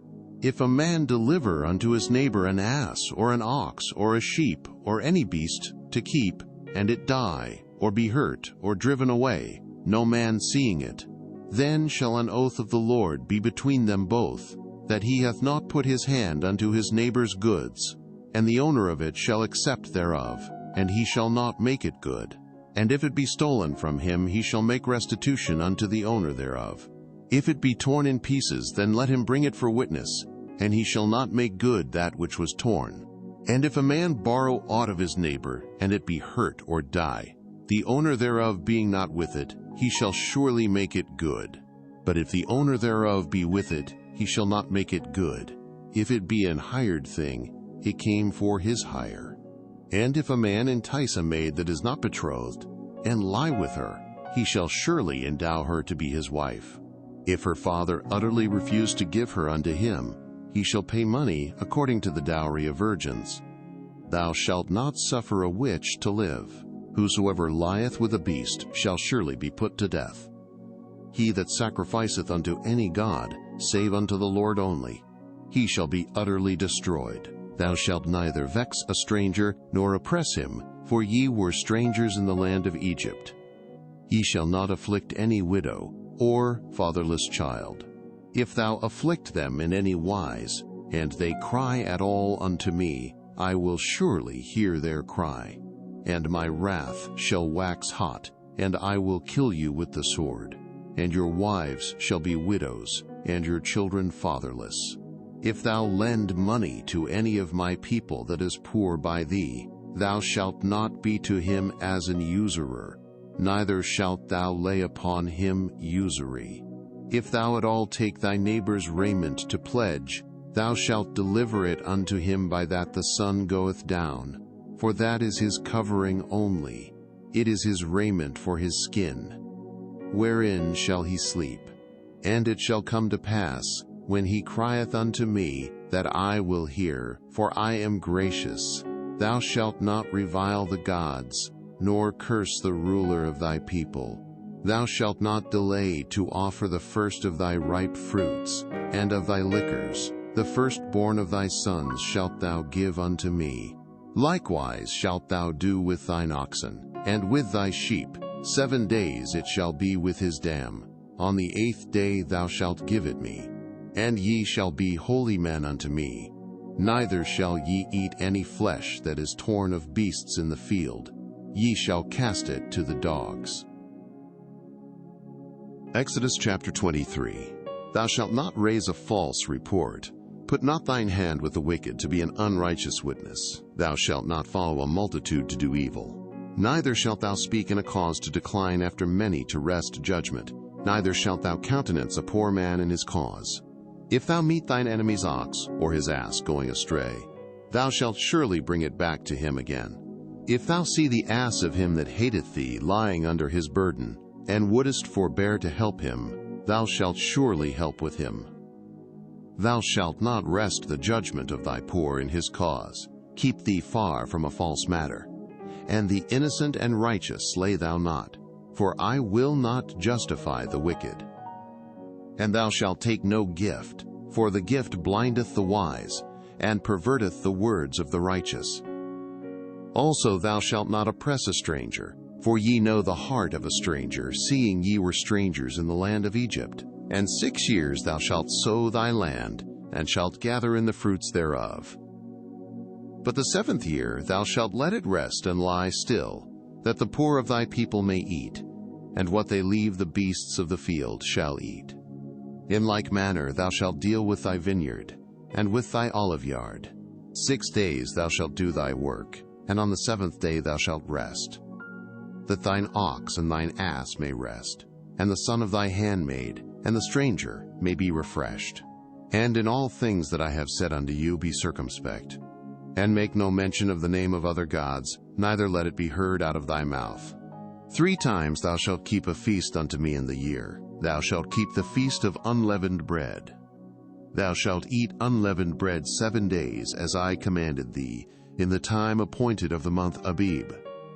For in it thou camest out from Egypt, and none shall appear before me empty. And the feast of harvest, the firstfruits of thy labors which thou hast sown in the field, and the feast of ingathering, which is in the end of the year, when thou hast gathered in thy labors out of the field. 3 items in the year, all thy males shall appear before the Lord God. Thou shalt not offer the blood of my sacrifice with leavened bread, neither shall the fat of my sacrifice remain until the morning. The first of the firstfruits of thy land thou shalt bring into the house of the Lord thy God. Thou shalt not see the kid in his mother's milk. Behold, I send an angel before thee, to keep thee in the way, and to bring thee into the place which I have prepared. Beware of him, and obey his voice. Provoke him not, for he will not pardon your transgressions, for my name is in him. But if thou shalt indeed obey his voice, and do all that I speak, then I will be an enemy unto thine enemies, and an adversary unto thine adversaries. For mine angel shall go before thee, and bring thee in unto the Amorites, and the Hittites, and the Perizzites, and the Canaanites, the Hivites, and the Jebusites, and I will cut them off. Thou shalt not bow down to their gods, nor serve them, nor do after their works, but thou shalt utterly overthrow them, and quite break down their images. And ye shall serve the Lord your God, and he shall bless thy bread, and thy water, and I will take sickness away from the midst of thee. There shall nothing cast their young, nor be barren in thy land. The number of thy days I will fulfill. I will send my fear before thee, and will destroy all the people to whom thou shalt come, and I will make all thine enemies turn their backs unto thee.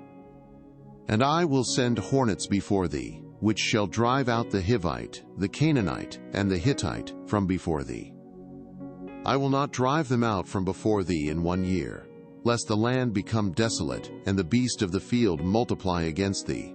By little and little I will drive them out from before thee, until thou be increased and inherit the land. And I will set thy bounds from the Red Sea even unto the sea of the Philistines, and from the desert unto the river. For I will deliver the inhabitants of the land into your hand, and thou shalt drive them out before thee. Thou shalt make no covenant with them, nor with their gods. They shall not dwell in thy land, lest they make thee sin against me. For if thou serve their gods, it will surely be a snare unto thee. Exodus chapter 24. And he said unto Moses, Come up unto the Lord, thou, and Aaron, Nadab, and Abihu, and 70 of the elders of Israel, and worship ye afar off. And Moses alone shall come near the Lord, but they shall not come nigh, neither shall the people go up with him. And Moses came and told the people all the words of the Lord, and all the judgments. And all the people answered with one voice, and said, All the words which the Lord hath said will we do. And Moses wrote all the words of the Lord, and rose up early in the morning, and builded an altar under the hill, and 12 pillars, according to the 12 tribes of Israel. And he sent young men of the children of Israel, which offered burnt offerings, and sacrificed peace offerings of oxen unto the Lord. And Moses took half of the blood, and put it in basins, and half of the blood he sprinkled on the altar. And he took the book of the covenant, and read in the audience of the people, and they said, All that the Lord hath said will we do, and be obedient. And Moses took the blood, and sprinkled it on the people, and said, Behold the blood of the covenant, which the Lord hath made with you concerning all these words. Then went up Moses, and Aaron, Nadab, and Abihu, and 70 of the elders of Israel. And they saw the God of Israel, and there was under his feet, as it were, a paved work of a sapphire stone, and as it were, the body of heaven in his clearness. And upon the nobles of the children of Israel he laid not his hand.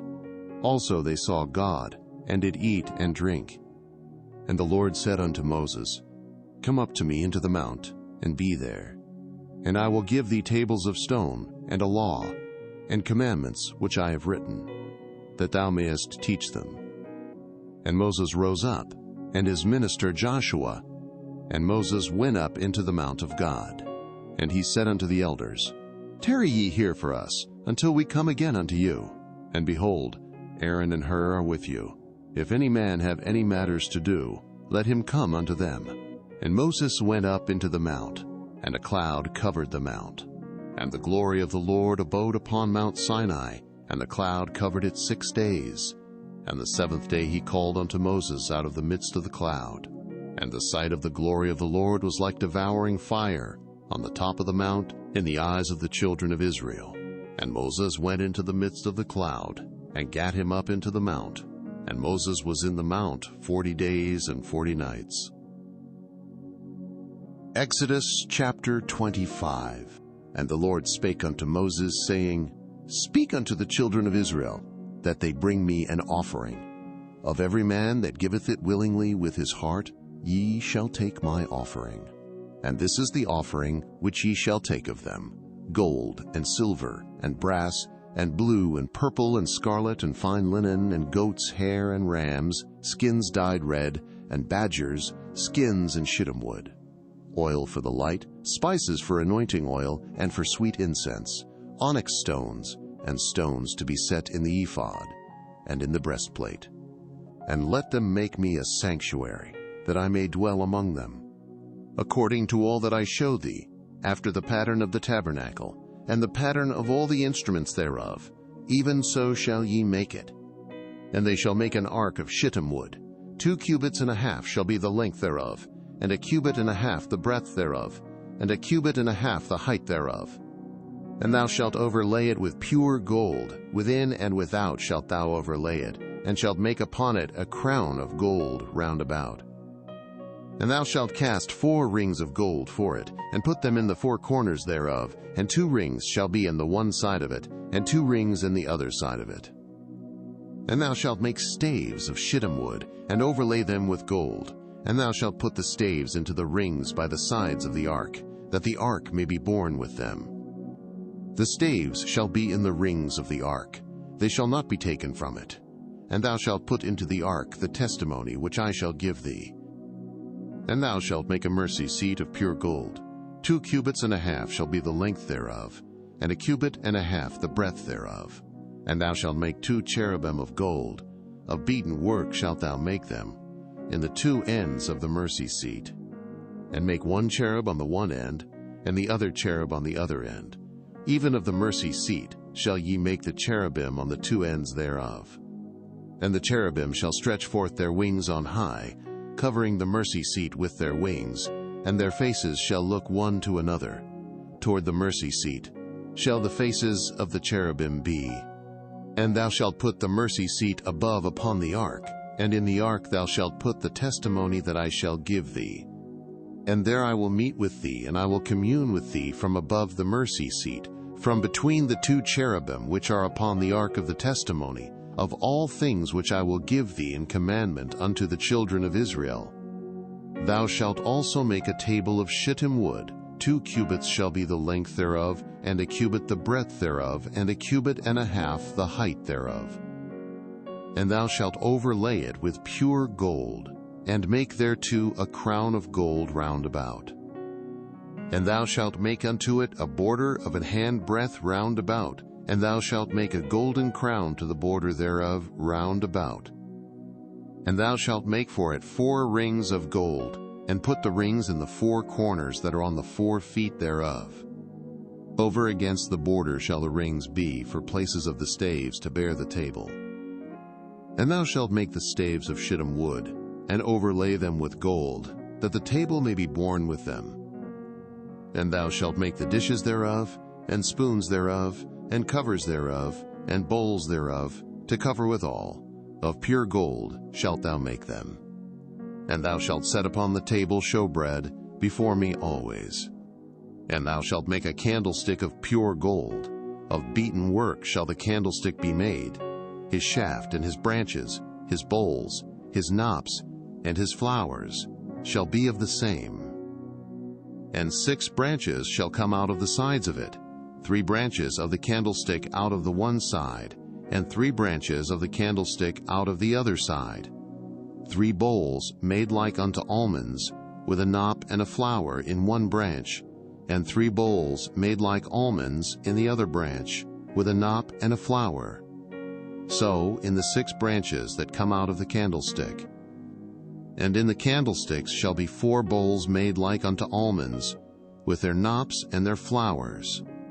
And there shall be a knop under 2 branches of the same, and a knop under 2 branches of the same, and a knop under 2 branches of the same, according to the 6 branches that proceed out of the candlestick. Their knops and their branches shall be of the same. All it shall be one beaten work of pure gold. And thou shalt make the 7 lamps thereof, and they shall light the lamps thereof, that they may give light over against it. And the tongues thereof, and the snuff dishes thereof, shall be of pure gold. Of a talent of pure gold shall he make it, with all these vessels. And look that thou make them after their pattern, which was showed thee in the mount. Exodus chapter 26. Moreover, thou shalt make the tabernacle with 10 curtains of fine twined linen, and blue, and purple, and scarlet. With cherubim of cunning work shalt thou make them. The length of one curtain shall be 28 cubits, and the breadth of one curtain 4 cubits. And every one of the curtains shall have one measure. The 5 curtains shall be coupled together one to another, and other 5 curtains shall be coupled one to another.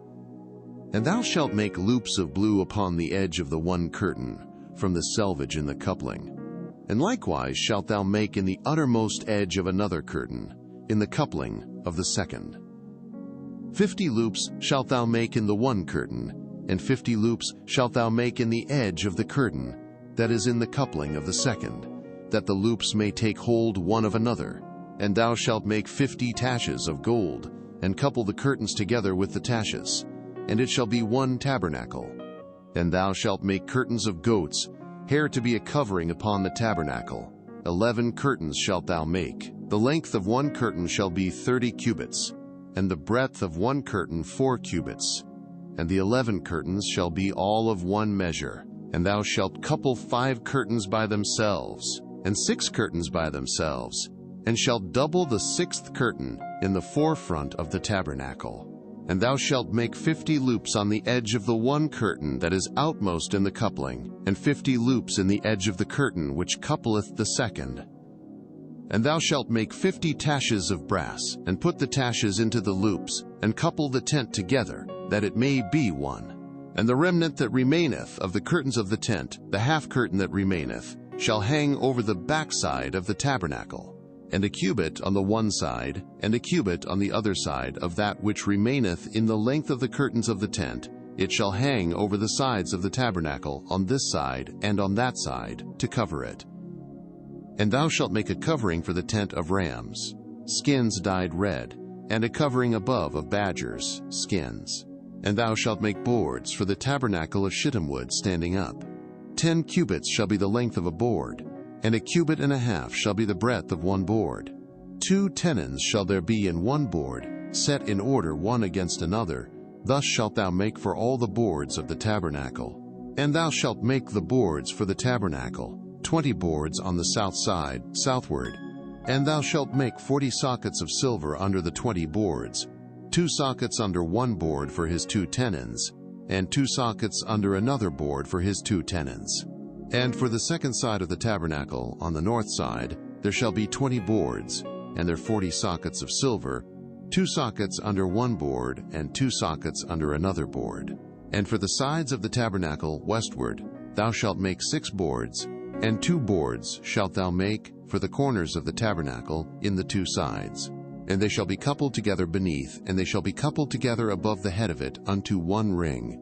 Thus shall it be for them both. They shall be for the 2 corners. And they shall be 8 boards, and their sockets of silver, 16 sockets, 2 sockets under one board, and 2 sockets under another board. And thou shalt make bars of shittim wood, 5 for the boards of the one side of the tabernacle, and 5 bars for the boards of the other side of the tabernacle, and 5 bars for the boards of the side of the tabernacle, for the 2 sides westward. And the middle bar in the midst of the boards shall reach from end to end. And thou shalt overlay the boards with gold, and make their rings of gold for places for the bars, and thou shalt overlay the bars with gold. And thou shalt rear up the tabernacle according to the fashion thereof, which was showed thee in the mount. And thou shalt make a veil of blue and purple and scarlet, and fine twined linen of cunning work. With cherubim shall it be made. And thou shalt hang it upon 4 pillars of shittim wood overlaid with gold. Their hooks shall be of gold, upon the 4 sockets of silver. And thou shalt hang up the veil under the taches, that thou mayest bring in thither within the veil the ark of the testimony. And the veil shall divide unto you between the holy place and the most holy. And thou shalt put the mercy seat upon the ark of the testimony in the most holy place. And thou shalt set the table without the veil, and the candlestick over against the table on the side of the tabernacle toward the south. And thou shalt put the table on the north side. And thou shalt make an hanging for the door of the tent, of blue and purple and scarlet, and fine twined linen, wrought with needlework. And thou shalt make for the hanging 5 pillars of shittim wood, and overlay them with gold, and their hooks shall be of gold. And thou shalt cast 5 sockets of brass for them. Exodus chapter 27. And thou shalt make an altar of shittim wood, 5 cubits long, and 5 cubits broad. The altar shall be 4 square, and the height thereof shall be 3 cubits. And thou shalt make the horns of it upon the 4 corners thereof. His horns shall be of the same. And thou shalt overlay it with brass. And thou shalt make his pans to receive his ashes, and his shovels, and his basins, and his flesh hooks, and his fire pans. All the vessels thereof thou shalt make of brass. And thou shalt make for it a grate of network of brass, and upon the net shalt thou make 4 brazen rings in the 4 corners thereof. And thou shalt put it under the compass of the altar beneath, that the net may be even to the midst of the altar. And thou shalt make staves for the altar, staves of shittim wood, and overlay them with brass. And the staves shall be put into the rings, and the staves shall be upon the 2 sides of the altar to bear it. Hollow with boards shalt thou make it. As it was showed thee in the mount, so shall they make it. And thou shalt make the court of the tabernacle. For the south side southward there shall be hangings for the court of fine twined linen, of 100 cubits long for one side. And the 20 pillars thereof and their 20 sockets shall be of brass. The hooks of the pillars and their fillets shall be of silver. And likewise for the north side in length there shall be hangings of 100 cubits long, and his 20 pillars and their 20 sockets of brass, the hooks of the pillars and their fillets of silver. And for the breadth of the court on the west side shall be hangings of 50 cubits, their pillars 10, and their sockets 10. And the breadth of the court on the east side eastward shall be 50 cubits. The hangings of one side of the gate shall be 15 cubits, their pillars 3, and their sockets 3. And on the other side shall be hangings 15 cubits, their pillars 3, and their sockets 3. And for the gate of the court shall be an hanging of 20 cubits, of blue and purple and scarlet, and fine twined linen, wrought with needlework. And their pillars shall be 4, and their sockets 4. All the pillars round about the court shall be filleted with silver. Their hooks shall be of silver, and their sockets of brass. The length of the court shall be 100 cubits, and the breadth 50 everywhere, and the height 5 cubits of fine twined linen, and their sockets of brass. All the vessels of the tabernacle in all the service thereof, and all the pins thereof, and all the pins of the court shall be of brass. And thou shalt command the children of Israel that they bring thee pure oil olive beaten for the light, to cause the lamp to burn always. In the tabernacle of the congregation without the veil, which is before the testimony, Aaron and his sons shall order it from evening to morning before the Lord. It shall be a statute forever unto their generations on the behalf of the children of Israel. Exodus chapter 28.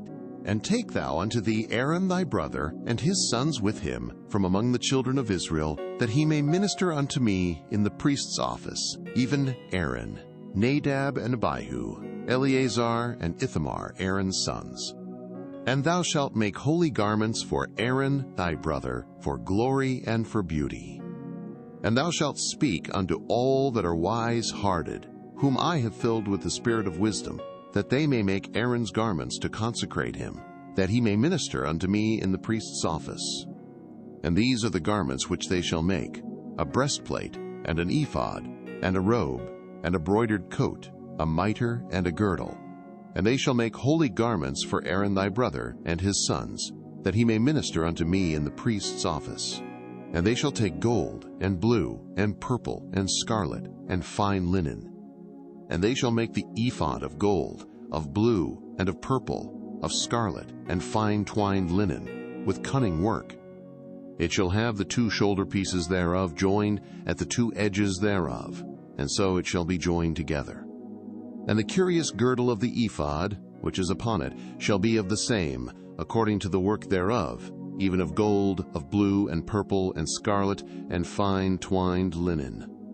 And thou shalt take 2 onyx stones, and grave on them the names of the children of Israel, 6 of their names on one stone, and the other 6 names of the rest on the other stone, according to their birth. With the work of an engraver in stone, like the engravings of a signet, shalt thou engrave the 2 stones with the names of the children of Israel.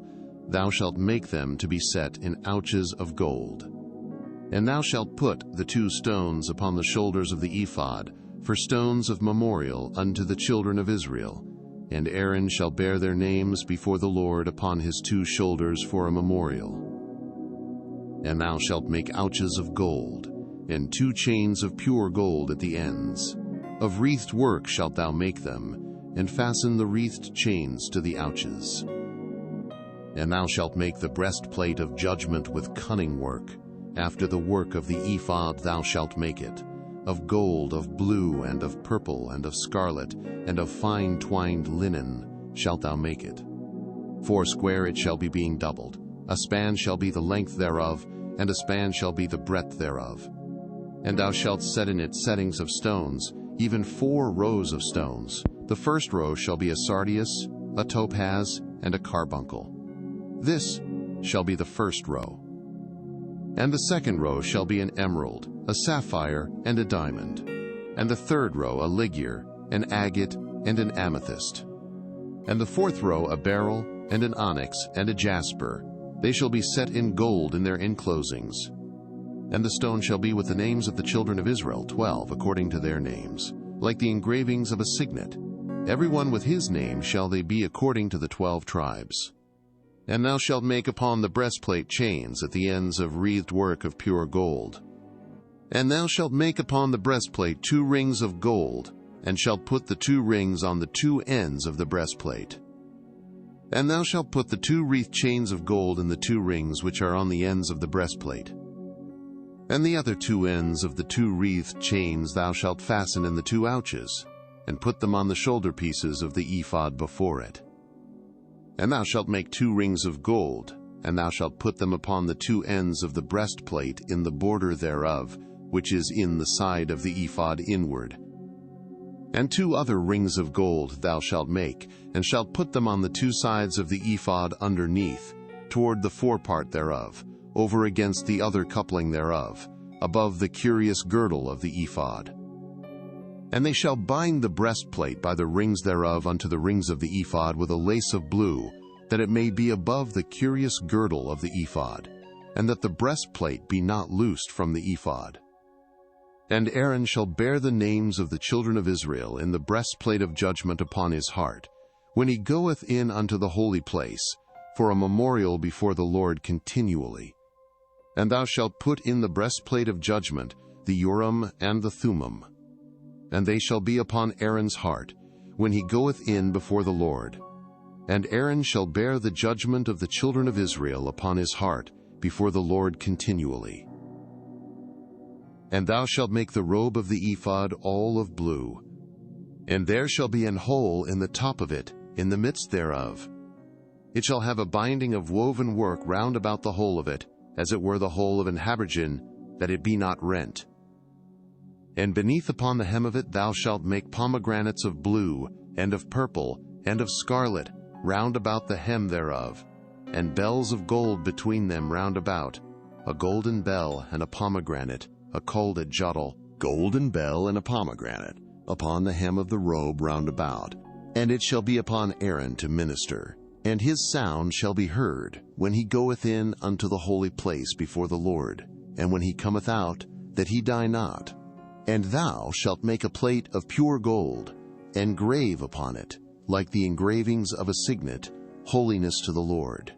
And thou shalt put it on a blue lace, that it may be upon the mitre, upon the forefront of the mitre it shall be. And it shall be upon Aaron's forehead, that Aaron may bear the iniquity of the holy things, which the children of Israel shall hallow in all their holy gifts. And it shall be always upon his forehead, that they may be accepted before the Lord. And thou shalt embroider the coat of fine linen, and thou shalt make the mitre of fine linen, and thou shalt make the girdle of needlework. And for Aaron's sons thou shalt make coats, and thou shalt make for them girdles, and bonnets shalt thou make for them, for glory and for beauty.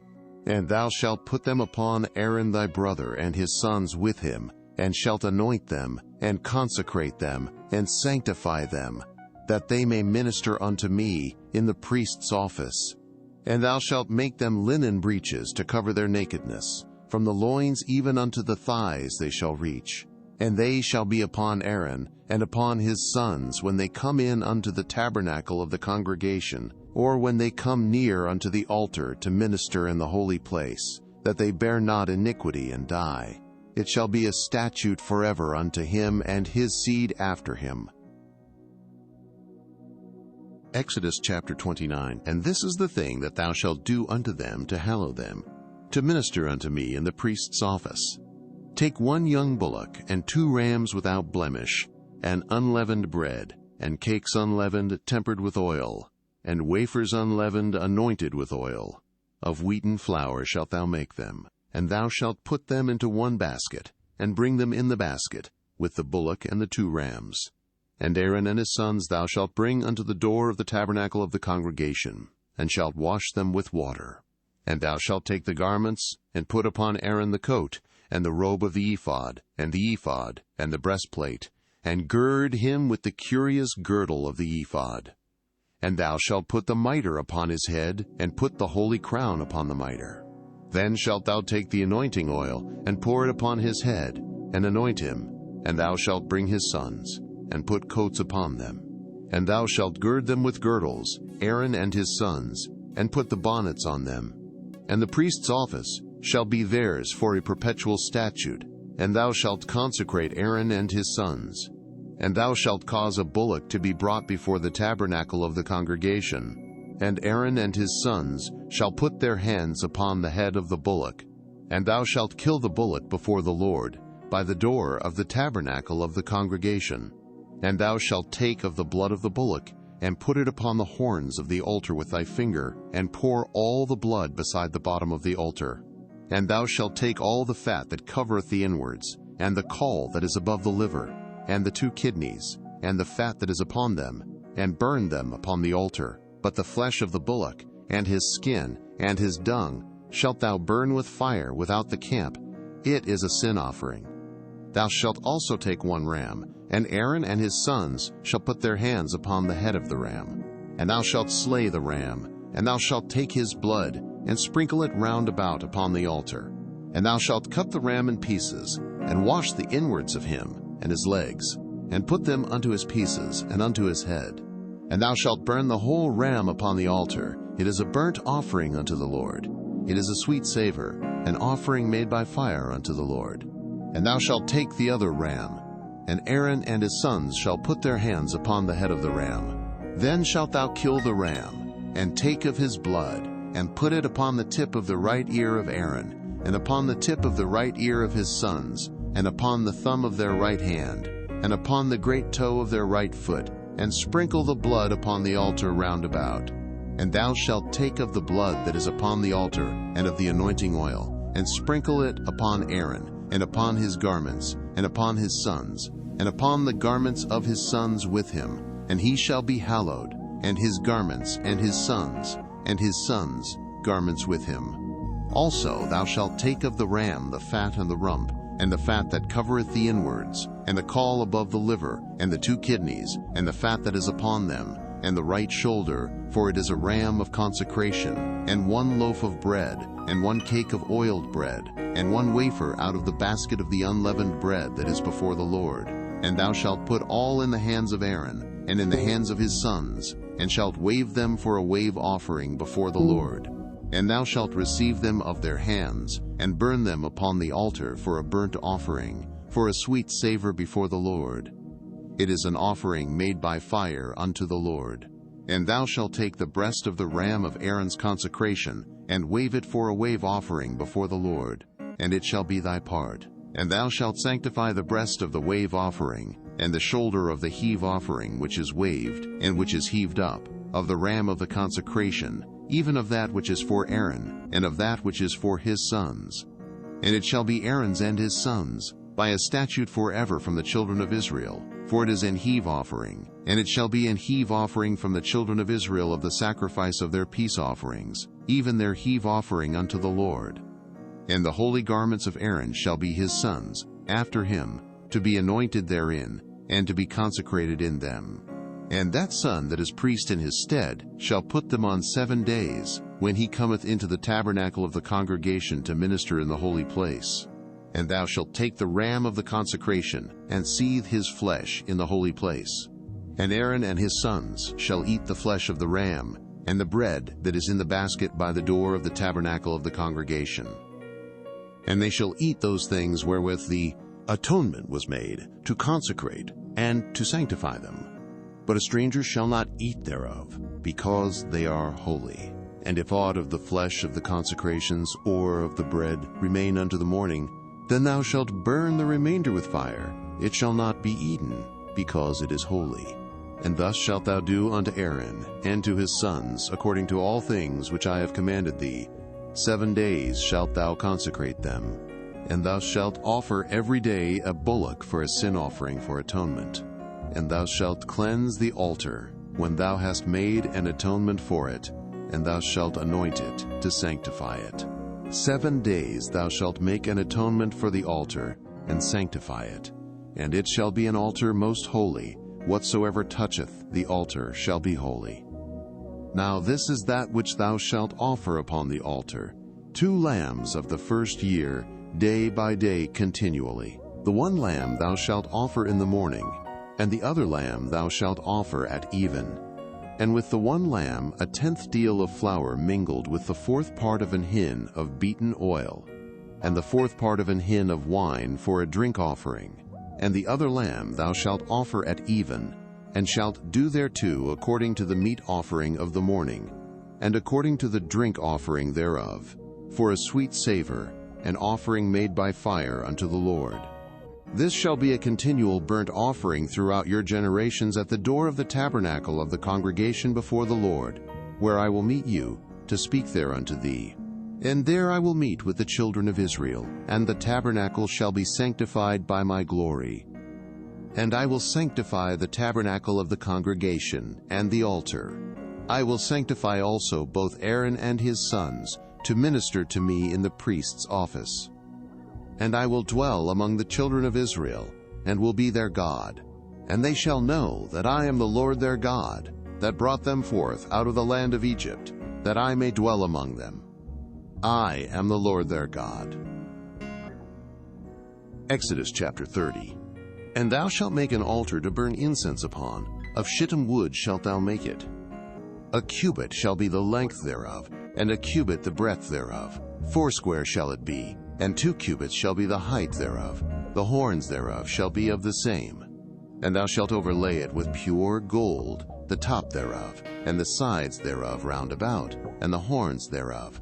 And thou shalt make unto it a crown of gold round about. And 2 golden rings shalt thou make to it under the crown of it, by the 2 corners thereof. Upon the 2 sides of it shalt thou make it, and they shall be for places for the staves to bear it withal. And thou shalt make the staves of shittim wood, and overlay them with gold. And thou shalt put it before the veil that is by the ark of the testimony, before the mercy seat that is over the testimony, where I will meet with thee. And Aaron shall burn thereon sweet incense every morning. When he dresseth the lamps, he shall burn incense upon it. And when Aaron lighteth the lamps at even, he shall burn incense upon it, a perpetual incense before the Lord throughout your generations. Ye shall offer no strange incense thereon, nor burnt sacrifice, nor meat offering, neither shall ye pour drink offering thereon. And Aaron shall make an atonement upon the horns of it once in a year, with the blood of the sin offering of atonements. Once in the year shall he make atonement upon it throughout your generations. It is most holy unto the Lord. And the Lord spake unto Moses, saying, When thou takest the sum of the children of Israel after their number, then shall they give every man a ransom for his soul unto the Lord, when thou numberest them, that there be no plague among them when thou numberest them. This they shall give, every one that passeth among them that are numbered, 1/2 shekel after the shekel of the sanctuary. A shekel is 20 gerahs, and 1/2 shekel shall be the offering of the Lord. Every one that passeth among them that are numbered, from 20 years old and above, shall give an offering unto the Lord. The rich shall not give more, and the poor shall not give less than 1/2 shekel, when they give an offering unto the Lord, to make an atonement for your souls.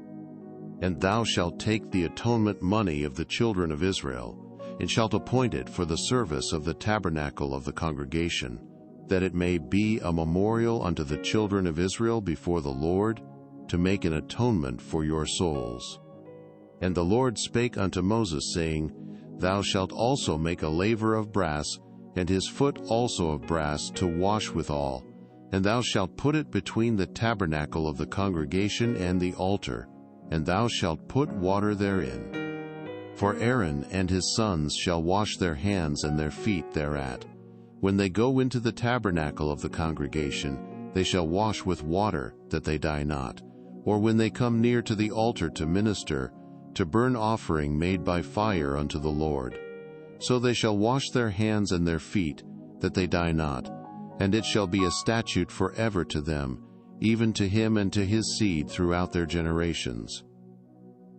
Moreover the Lord spake unto Moses, saying, Take thou also unto thee principal spices, of pure myrrh 500 shekels, and of sweet cinnamon 1/2 so much, even 250 shekels, and of sweet calamus 250 shekels, and of cassia 500 shekels after the shekel of the sanctuary, and of oil olive and hin.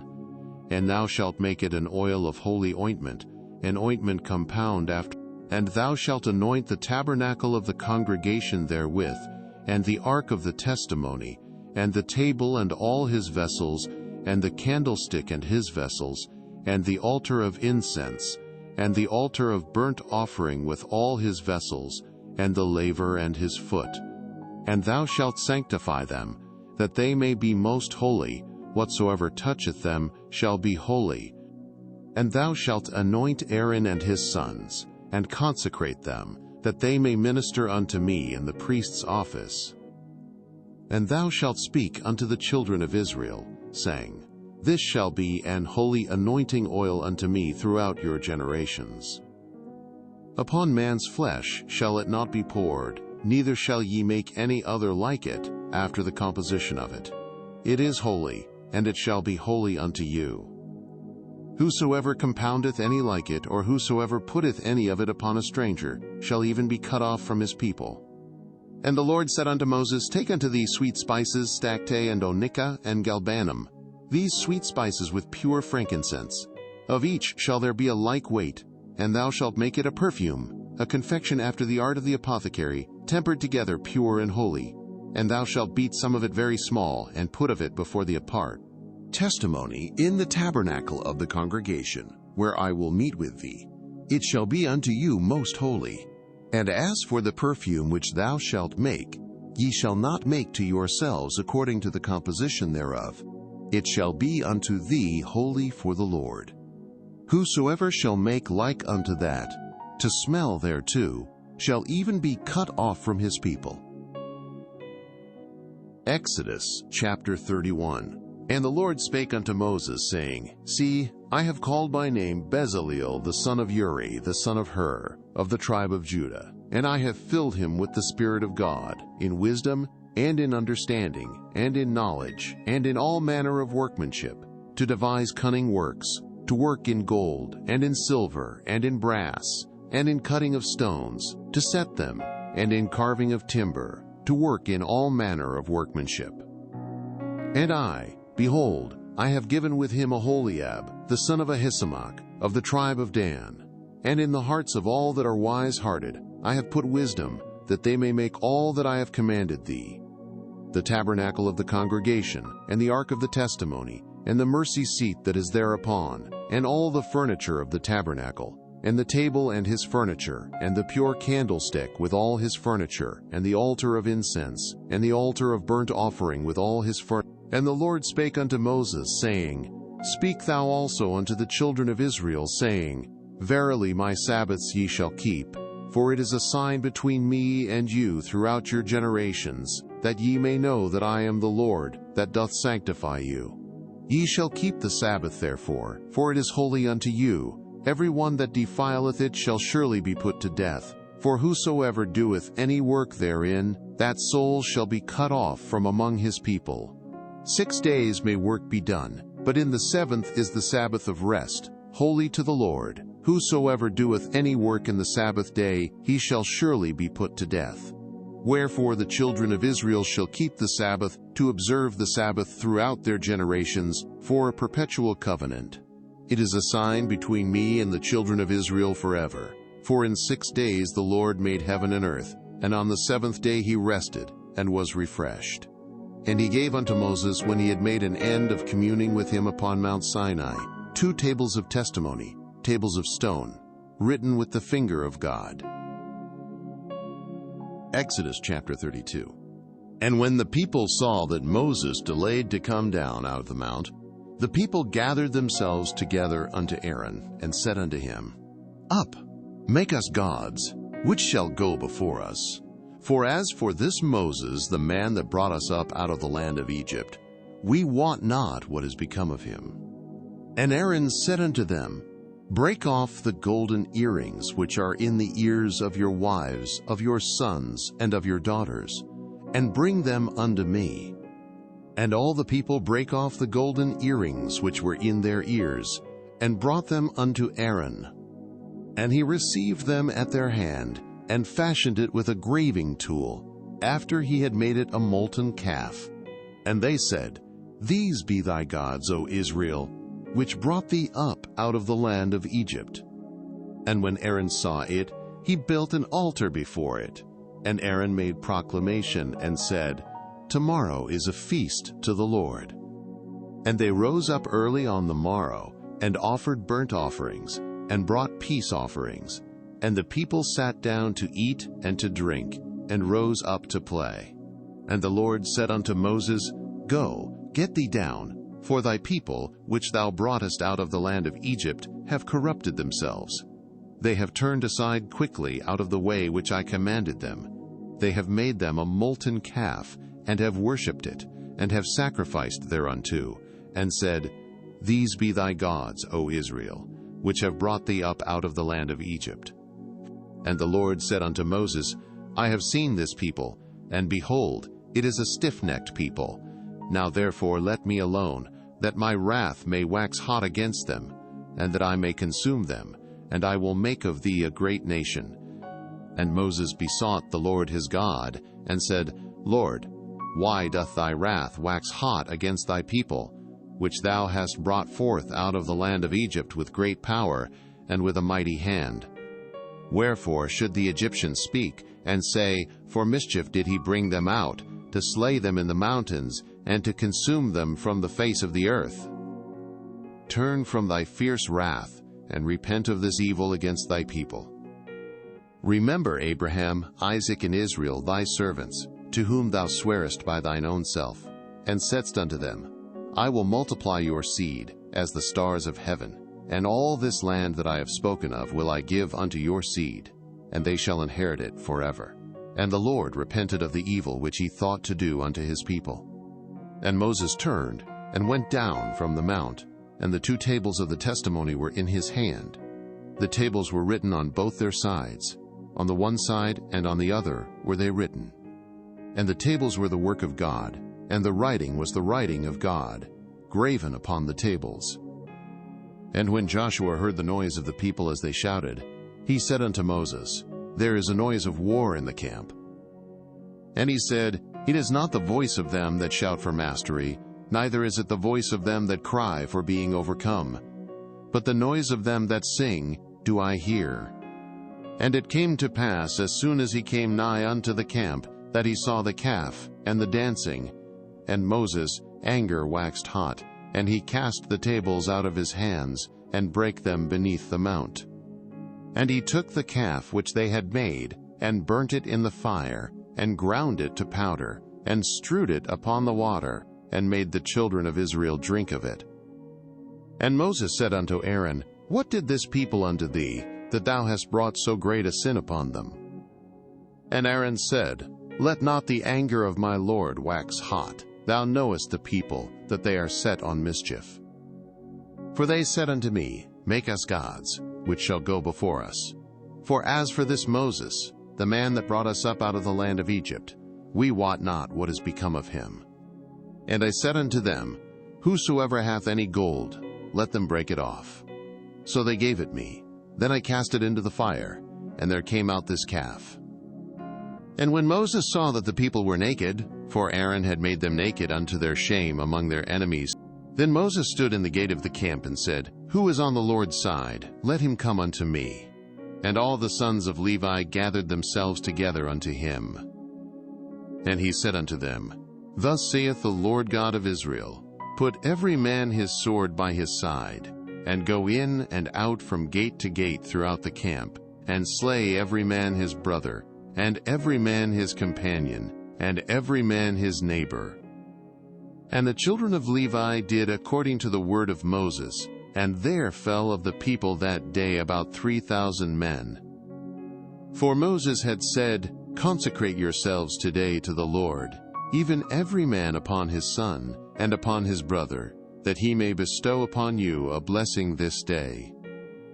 And it came to pass on the morrow that Moses said unto the people, Ye have sinned a great sin, and now I will go up unto the Lord. Peradventure, I shall make an atonement for your sin.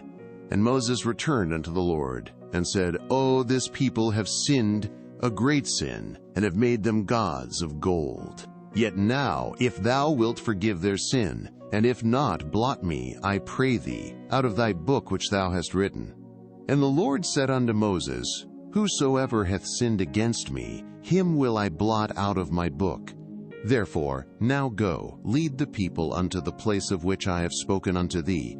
Behold, mine angel shall go before thee. Nevertheless, in the day when I visit, I will visit their sin upon them. And the Lord plagued the people, because they made the calf, which Aaron made. Exodus chapter 33. And the Lord said unto Moses, Depart, and go up hence, thou and the people which thou hast brought up out of the land of Egypt, unto the land which I swear unto Abraham, to Isaac, and to Jacob, saying, Unto thy seed will I give it, and I will send an angel before thee, and I will drive out the Canaanite, the Amorite, and the Hittite, and the Perizzite, the Hivite, and the Jebusite, unto a land flowing with milk and honey. For I will not go up in the midst of thee, for thou art a stiff-necked people, lest I consume thee in the way. And when the people heard these evil tidings, they mourned, and no man did put on him his ornaments. For the Lord had said unto Moses, Say unto the children of Israel, Ye are a stiff-necked people. I will come up into the midst of thee in a moment, and consume thee. Therefore now put off thy ornaments from thee, that I may know what to do unto thee. And the children of Israel stripped themselves of their ornaments by the Mount Horeb. And Moses took the tabernacle, and pitched it without the camp, afar off from the camp, and called it the tabernacle of the congregation.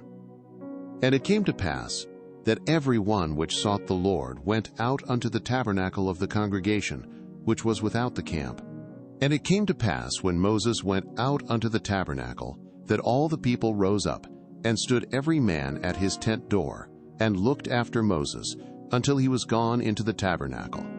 And it came to pass, as Moses entered into the tabernacle, the cloudy pillar descended, and stood at the door of the tabernacle, and the Lord talked with Moses. And all the people saw the cloudy pillar stand at the tabernacle door, and all the people rose up and worshipped, every man in his tent door. And the Lord spake unto Moses face to face, as a man speaketh unto his friend. And he turned again into the camp, but his servant Joshua the son of Nun, a young man, departed not out of the tabernacle.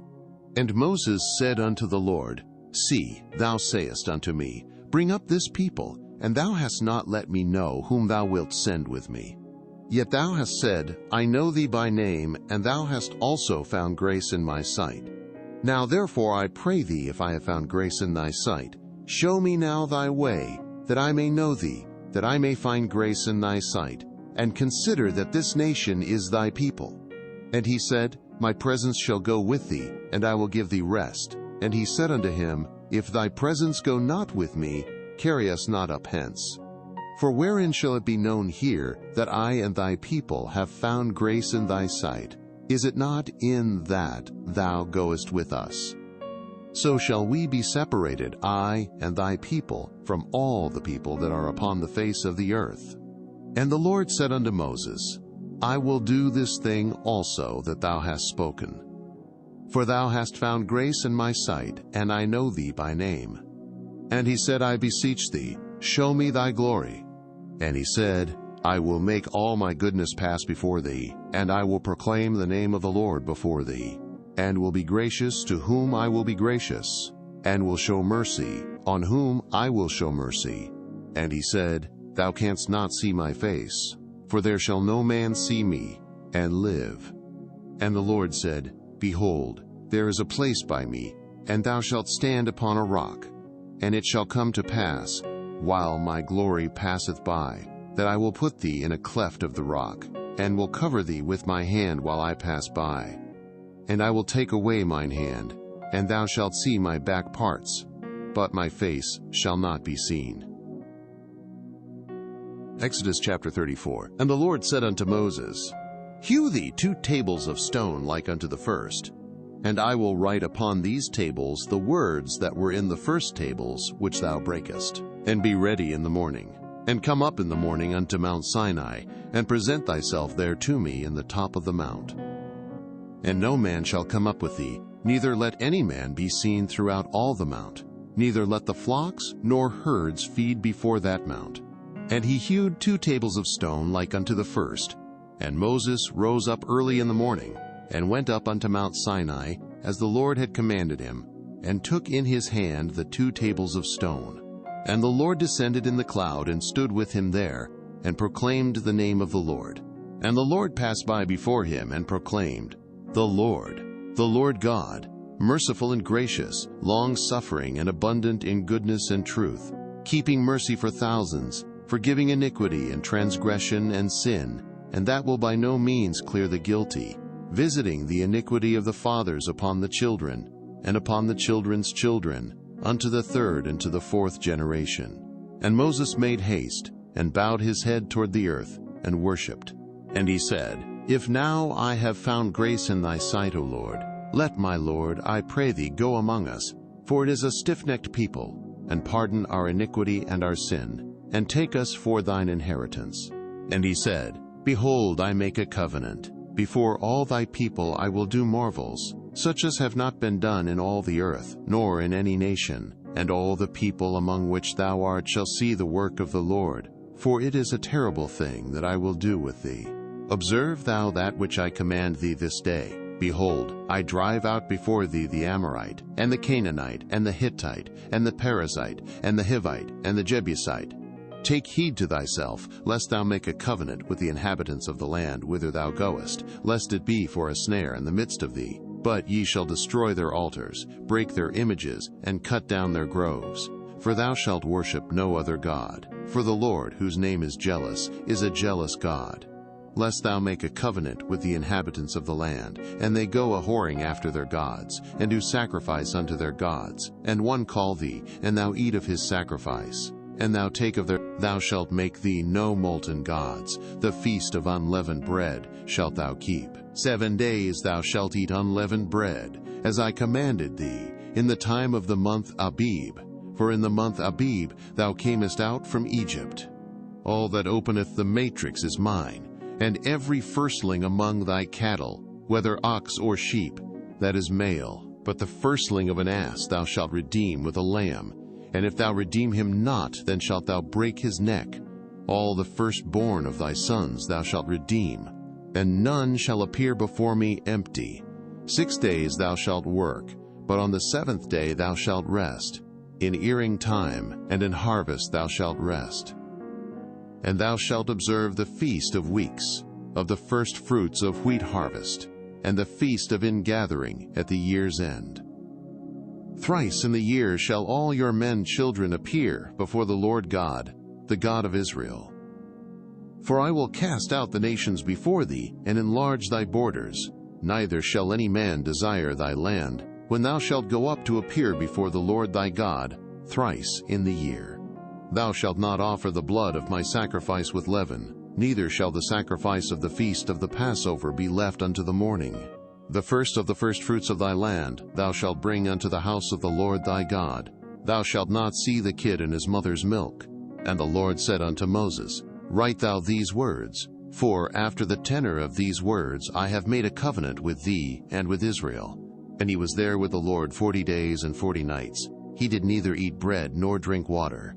And he wrote upon the tables the words of the covenant, the 10 commandments. And it came to pass, when Moses came down from Mount Sinai, with the 2 tables of testimony in Moses' hand, when he came down from the mount, that Moses wist not that the skin of his face shone while he talked with him.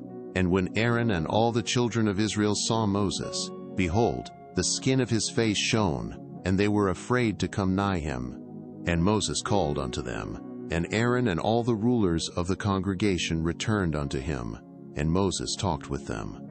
And afterward all the children of Israel came nigh, and he gave them in commandment all that the Lord had spoken with him in Mount Sinai. And till Moses had done speaking with them, he put a veil on his face. But when Moses went in before the Lord to speak with him, he took the veil off, until he came out. And he came out, and spake unto the children of Israel that which he was commanded. And the children of Israel saw the face of Moses, that the skin of Moses' face shone. And Moses put the veil upon his face again, until he went in to speak with him. Exodus chapter 35. And Moses gathered all the congregation of the children of Israel together, and said unto them, These are the words which the Lord hath commanded, that ye should do them.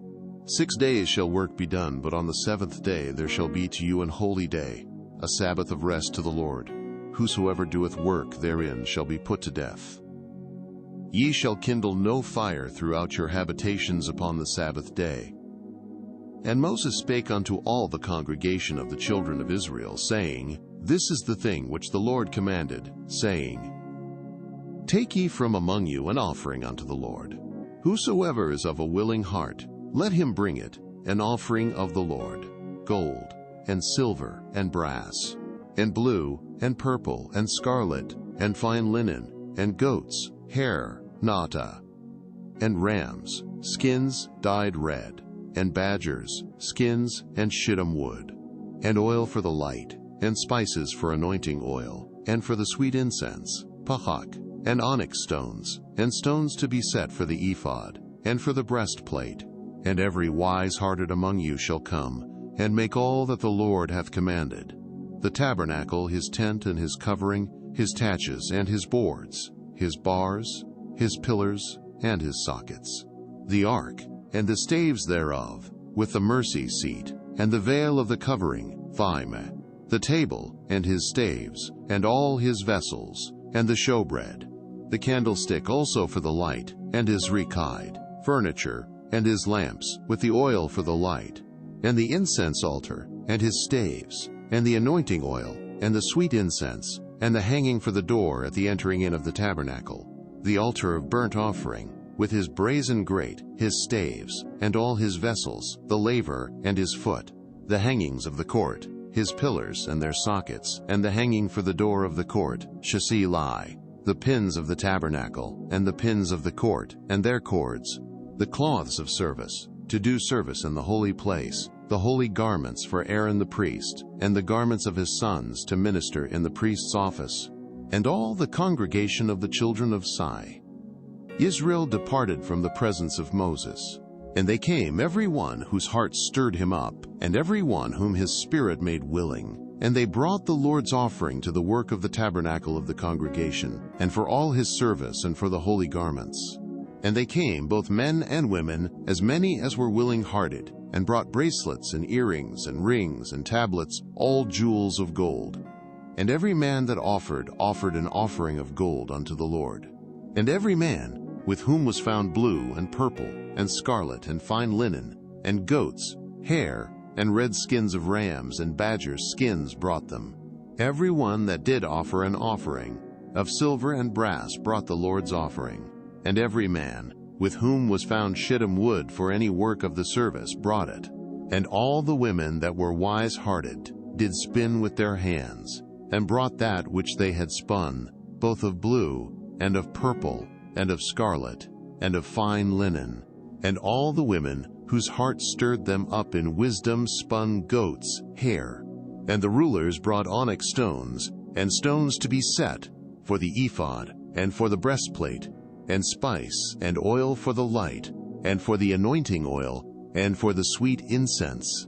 The children of Israel brought a willing offering unto the Lord, every man and woman, whose heart made them willing to bring for all manner of work, which the Lord had commanded to be made by the hand of Moses. And Moses said unto the children of Israel, See, the Lord hath called by name Bezaleel the son of Uri, the son of Hur, of the tribe of Judah.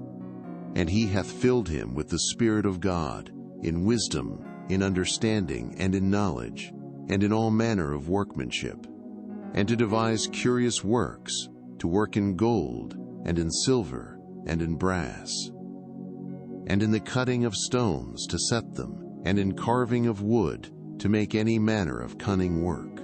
And he hath put in his heart that he may teach, both he and Aholiab, the son of Ahisamach, of the tribe of Dan.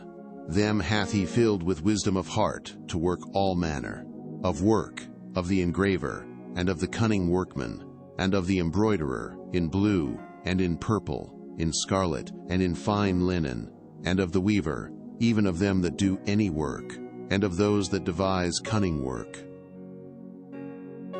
Exodus chapter 36. Then wrought Bezaleel and Aholiab, and every wise-hearted man, in whom the Lord put wisdom and understanding to know how to work all manner of work for the service of the sanctuary, according to all that the Lord had commanded. And Moses called Bezaleel and Aholiab, and every wise-hearted man, in whose heart the Lord had put wisdom, even every one whose heart stirred him up to come unto the work to do it. And they received of Moses all the offering which the children of Israel had brought for the work of the service of the sanctuary, to make it withal. And they brought yet unto him free offerings every morning. And all the wise men that wrought all the work of the sanctuary came every man from his work which they made. And they spake unto Moses, saying, The people bring much more than enough for the service of the work, which the Lord commanded to make. And Moses gave commandment, and they caused it to be proclaimed throughout the camp, saying, Let neither man nor woman make any more work for the offering of the sanctuary. So the people were restrained from bringing, for the stuff they had was sufficient for all the work to make it, and too much. And every wise-hearted man among them that wrought the work of the tabernacle made 10 curtains of fine twined linen, and blue and purple and scarlet, with cherubim of cunning work made he them. The length of one curtain was 28 cubits, and the breadth of one curtain 4 cubits. The curtains were all of one size. And he coupled the 5 curtains one unto another, and the other 5 curtains he coupled one unto another. And he made loops of blue on the edge of one curtain from the selvage in the coupling. Likewise he made in the uttermost side of another curtain, in the coupling of the second. 50 loops made he in one curtain, and 50 loops made he in the edge of the curtain which was in the coupling of the second. The loops held one curtain to another. And he made 50 taches of gold, and coupled the curtains one unto another with the taches. So it became one tabernacle. And he made curtains of goats, hair for the tent over the tabernacle. 11 curtains he made them. The length of one curtain was 30 cubits, and 4 cubits was the breadth of one curtain. The 11 curtains were of one size. And he coupled 5 curtains by themselves, and 6 curtains by themselves. And he made 50 loops upon the uttermost edge of the curtain in the coupling, and 50 loops made he upon the edge of the curtain which coupleth the second. And he made 50 taches of brass to couple the tent together, that it might be one. And he made a covering for the tent of rams, skins dyed red, and a covering of badgers, skins above that. And he made boards for the tabernacle of shittim wood, standing up. The length of a board was 10 cubits, and the breadth of a board 1 cubit and a half. One board had 2 tenons, equally distant one from another. Thus did he make for all the boards of the tabernacle. And he made boards for the tabernacle, 20 boards for the south side southward, and 40 sockets of silver he made under the 20 boards, 2 sockets under one board for his 2 tenons, and 2 sockets under another board for his 2 tenons. And for the other side of the tabernacle, which is toward the north corner, he made 20 boards, and their 40 sockets of silver, 2 sockets under one board, and 2 sockets under another board. And for the sides of the tabernacle westward he made 6 boards, and 2 boards made he for the corners of the tabernacle in the 2 sides.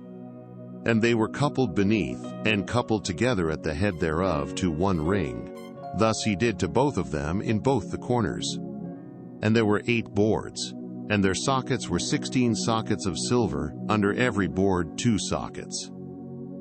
And he made bars of shittim wood, 5 for the boards of the one side of the tabernacle, and 5 bars for the boards of the other side of the tabernacle, and 5 bars for the boards of the tabernacle for the sides westward.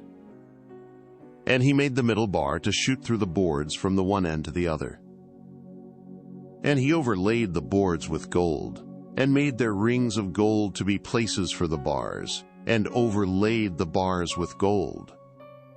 And he made a veil of blue and purple and scarlet and fine twined linen. With cherubim made he it of cunning work. And he made thereunto 4 pillars of shittim wood, and overlaid them with gold. Their hooks were of gold. And he cast for them 4 sockets of silver. And he made an hanging for the tabernacle door of blue, and purple, and scarlet, and fine twined linen of needlework, and the 5 pillars of it with their hooks.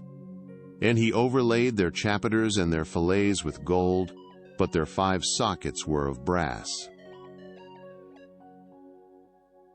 Exodus chapter 37. And Bezaleel made the ark of shittim wood. 2 cubits and a half was the length of it, and 1 cubit and a half the breadth of it, and 1.5 cubits the height of it. And he overlaid it with pure gold within and without, and made a crown of gold to it round about. And he cast for it 4 rings of gold, to be set by the 4 corners of it, even 2 rings upon the one side of it, and 2 rings upon the other side of it. And he made staves of shittim wood, and overlaid them with gold. And he put the staves into the rings by the sides of the ark, to bear the ark. And he made the mercy seat of pure gold. 2.5 cubits was the length thereof, and 1.5 cubits the breadth thereof. And he made 2 cherubim of gold, beaten out of 1 piece made he them, on the 2 ends of the mercy seat, 1 cherub on the end on this side, and another cherub on the other end on that side. Out of the mercy seat made he the cherubim on the 2 ends thereof. And the cherubim spread out their wings on high, and covered with their wings over the mercy seat, with their faces one to another, even to the mercy seatward were the faces of the cherubim. And he made the table of shittim wood. 2 cubits was the length thereof, and 1 cubit the breadth thereof, and 1.5 cubits the height thereof. And he overlaid it with pure gold, and made thereunto a crown of gold round about. Also he made thereunto a border of an handbreadth round about, and made a crown of gold for the border thereof round about. And he cast for it 4 rings of gold, and put the rings upon the 4 corners that were in the 4 feet thereof. Over against the border were the rings, the places for the staves to bear the table. And he made the staves of shittim wood, and overlaid them with gold, to bear the table. And he made the vessels which were upon the table, his dishes, and his spoons, and his bowls, and his covers to cover withal, of pure gold. And he made the candlestick of pure gold. Of beaten work made he the candlestick. His shaft and his branch, his bowls, his knops, and his flowers were of the same. And 6 branches going out of the sides thereof, 3 branches of the candlestick out of the one side thereof, and 3 branches of the candlestick out of the other side thereof. 3 bowls made after the fashion of almonds in one branch, a knop and a flower, and 3 bowls made like almonds in another branch, a knop and a flower. So throughout and in the candlestick were 4 bowls made like almonds, his knops and his flowers, and a knop under 2 branches of the same, and a knop under 2 branches of the same, and a knop under 2 branches of the same, according to the 6 branches going out of it. Their knops and their branches were of the same. All of it was one beaten work of pure gold. And he made his 7 lamps, and his snuffers, and his snuff dishes, of pure gold. Of a talent of pure gold made he it, and all the vessels thereof. And he made the incense altar of shittim wood. The length of it was 1 cubit, and the breadth of it 1 cubit. It was 4 square, and 2 cubits was the height of it. The horns thereof were of the same. And he overlaid it with pure gold, both the top of it, and the sides thereof round about, and the horns of it. Also he made unto it a crown of gold round about. And he made 2 rings of gold for it under the crown thereof, by the 2 corners of it, upon the 2 sides thereof, to be places for the staves to bear it withal. And he made the staves of shittim wood, and overlaid them with gold. And he made the holy anointing oil, and the pure incense of sweet spices, according to the work of the apothecary. Exodus chapter 38. And he made the altar of burnt offering of shittim wood. 5 cubits was the length thereof, and 5 cubits the breadth thereof. It was 4 square, and 3 cubits the height thereof. And he made the horns thereof on the 4 corners of it. The horns thereof were of the same, and he overlaid it with brass. And he made all the vessels of the altar, the pots, and the shovels, and the basins, and the flesh hooks, and the fire pans. All the vessels thereof made he of brass. And he made for the altar a brazen grate of network under the compass thereof beneath unto the midst of it. And he cast 4 rings for the 4 ends of the grate of brass, to be places for the staves. And he made the staves of shittim wood, and overlaid them with brass. And he put the staves into the rings on the sides of the altar, to bear it withal. He made the altar hollow with boards. And he made the laver of brass, and the foot of it of brass, of the looking glasses of the women assembling, which assembled at the door of the tabernacle of the congregation. And he made the court. On the south side southward, the hangings of the court were of fine twined linen, 100 cubits. Their pillars were 20, and their brazen sockets 20. The hooks of the pillars and their fillets were of silver. And for the north side the hangings were 100 cubits. Their pillars were 20, and their sockets of brass 20. The hooks of the pillars and their fillets of silver.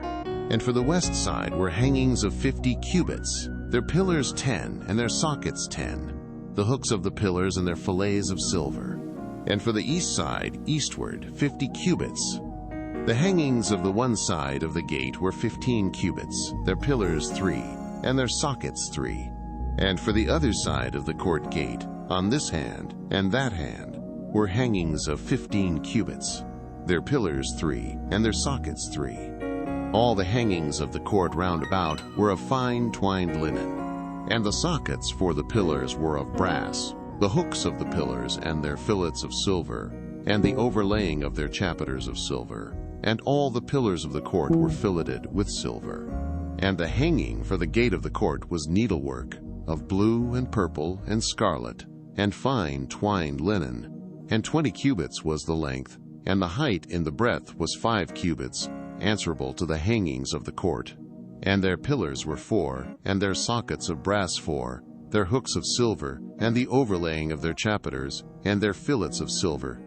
And all the pins of the tabernacle, and of the court round about, were of brass.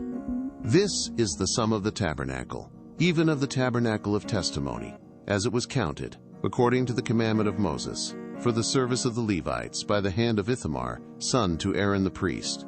And Bezaleel, the son Uri, the son of Hur, of the tribe of Judah, made all that the Lord commanded Moses. And with him was Aholiab, son of Ahisamach, of the tribe of Dan, an engraver, and a cunning workman, and an embroiderer in blue, and in purple, and in scarlet, and fine linen. All the gold that was occupied for the work and all the work of the holy place, even the gold of the offering, was 29 talents, and 730 shekels, after the shekel of the sanctuary. And the silver of them that were numbered of the congregation was 100 talents, and 1,763 shekels, after the shekel of the sanctuary. A bekah for every man, that is, half a shekel, after the shekel of the sanctuary, for every one that went to be numbered, from 20 years old and upward, for 600,000 and 3,550 men. And of the 100 talents of silver were cast the sockets of the sanctuary, and the sockets of the veil. 100 sockets of the 100 talents, a talent for a socket. And of the 1,775 shekels he made hooks for the pillars, and overlaid their chapiters and filleted them. And the brass of the offering was 70 talents, and 2,400 shekels. And therewith he made the sockets to the door of the tabernacle of the congregation, and the brazen altar, and the brazen grate for it, and all the vessels of the altar, and the sockets of the court round about, and the sockets of the court gate, and all the pins of the tabernacle, and all the pins of the court round about. Exodus chapter 39. And of the blue and purple and scarlet they made cloths of service, to do service in the holy place, and made the holy garments for Aaron, as the Lord commanded Moses. And he made the ephod of gold, blue, and purple, and scarlet, and fine twined linen. And they did beat the gold into thin plates, and cut it into wires, to work it in the blue, and in the purple, and in the scarlet, and in the fine linen, with cunning work. They made shoulder pieces for it, to couple it together. By the 2 edges was it coupled together. And the curious girdle of his ephod that was upon it was of the same, according to the work thereof, of gold, blue, and purple, and scarlet, and fine twined linen, as the Lord commanded Moses. And they wrought onyx stones enclosed in ouches of gold, graven, as signets are graven, with the names of the children of Israel. And he put them on the shoulders of the ephod, that they should be stones for a memorial to the children of Israel, as the Lord commanded Moses. And he made the breastplate of cunning work, like the work of the ephod, of gold, blue, and purple, and scarlet, and fine twined linen. It was 4 square. They made the breastplate double. A span was the length thereof, and a span the breadth thereof, being doubled. And they set in it 4 rows of stones. The first row was a sardius, a topaz, and a carbuncle. This was the first row. And the second row, an emerald, a sapphire, and a diamond. And the third row, a ligure, an agate, and an amethyst. And the fourth row, a beryl, an onyx, and a jasper. They were enclosed in ouches of gold in their enclosings. And the stones were according to the names of the children of Israel, 12, according to their names, like the engravings of a signet, every one with his name, according to the 12 tribes. And they made upon the breastplate chains at the ends, of wreathed work of pure gold. And they made 2 ouches of gold, and 2 gold rings, and put the 2 rings in the 2 ends of the breastplate. And they put the 2 wreathed chains of gold and the 2 rings on the ends of the breastplate. And the 2 ends of the 2 wreathed chains they fastened in the 2 ouches, and put them on the shoulder pieces of the ephod, before it. And they made 2 rings of gold, and put them on the 2 ends of the breastplate, upon the border of it, which was on the side of the ephod inward. And they made 2 other golden rings, and put them on the 2 sides of the ephod underneath, toward the forepart of it, over against the other coupling thereof, above the curious girdle of the ephod. And they did bind the breastplate by his rings unto the rings of the ephod, with a lace of blue, that it might be above the curious girdle of the ephod, and that the breastplate might not be loosed from the ephod, as the Lord commanded Moses. And he made the robe of the ephod of woven work, all of blue. And there was an hole in the midst of the robe, as the hole of an habergeon, with a band round about the hole, that it should not rend. And they made upon the hems of the robe pomegranates of blue, and purple, and scarlet, and twined linen. And they made bells of pure gold, and put the bells between the pomegranates upon the hem of the robe, round about between the pomegranates. A bell and a pomegranate, a bell and a pomegranate, round about the hem of the robe to minister in, as the Lord commanded Moses. And they made coats of fine linen of woven work for Aaron and for his sons, and a mitre of fine linen, and goodly bonnets of fine linen, and linen breeches of fine twined linen, and a girdle of fine twined linen, and blue, and purple, and scarlet, of needlework, as the Lord commanded Moses. And they made the plate of the holy crown of pure gold, and wrote upon it a writing, like to the engravings of a signet, Holiness to the Lord. And they tied unto it a lace of blue, to fasten it on high upon the mitre, as the Lord commanded Moses. Thus was all the work of the tabernacle of the tent of the congregation finished, and the children of Israel did according to all that the Lord commanded Moses, so did they. And they brought the tabernacle unto Moses, the tent, and all his furniture, his taches, his boards, his bars, and his pillars, and his sockets, and the covering of rams, skins dyed red, and the covering of badgers, skins, and the veil of the covering, the ark of the testimony, and the staves thereof, and the mercy seat, the table, and all the vessels thereof, and the showbread, the pure candlestick, with the lamps thereof, even with the lamps to be set in order, and the golden altar, and the anointing oil, and the hanging for the court gate, his cords, and his pins, and all the vessels of the service of the tabernacle for the tent of the congregation, the cloths of service to do service in the holy place, and the holy garments for Aaron the priest, and his sons' garments to minister in the priest's office. According to all that the Lord commanded Moses, so the children of Israel made all the work. And Moses did look upon all the work, and behold, they had done it as the Lord had commanded. Even so had they done it. And Moses blessed them. Exodus chapter 40.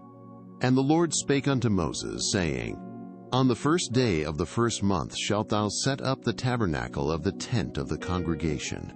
And thou shalt put therein the ark of the testimony, and cover the ark with the veil. And thou shalt bring in the table, and set in order the things that are to be set in order upon it. And thou shalt bring in the candlestick, and light the lamps thereof.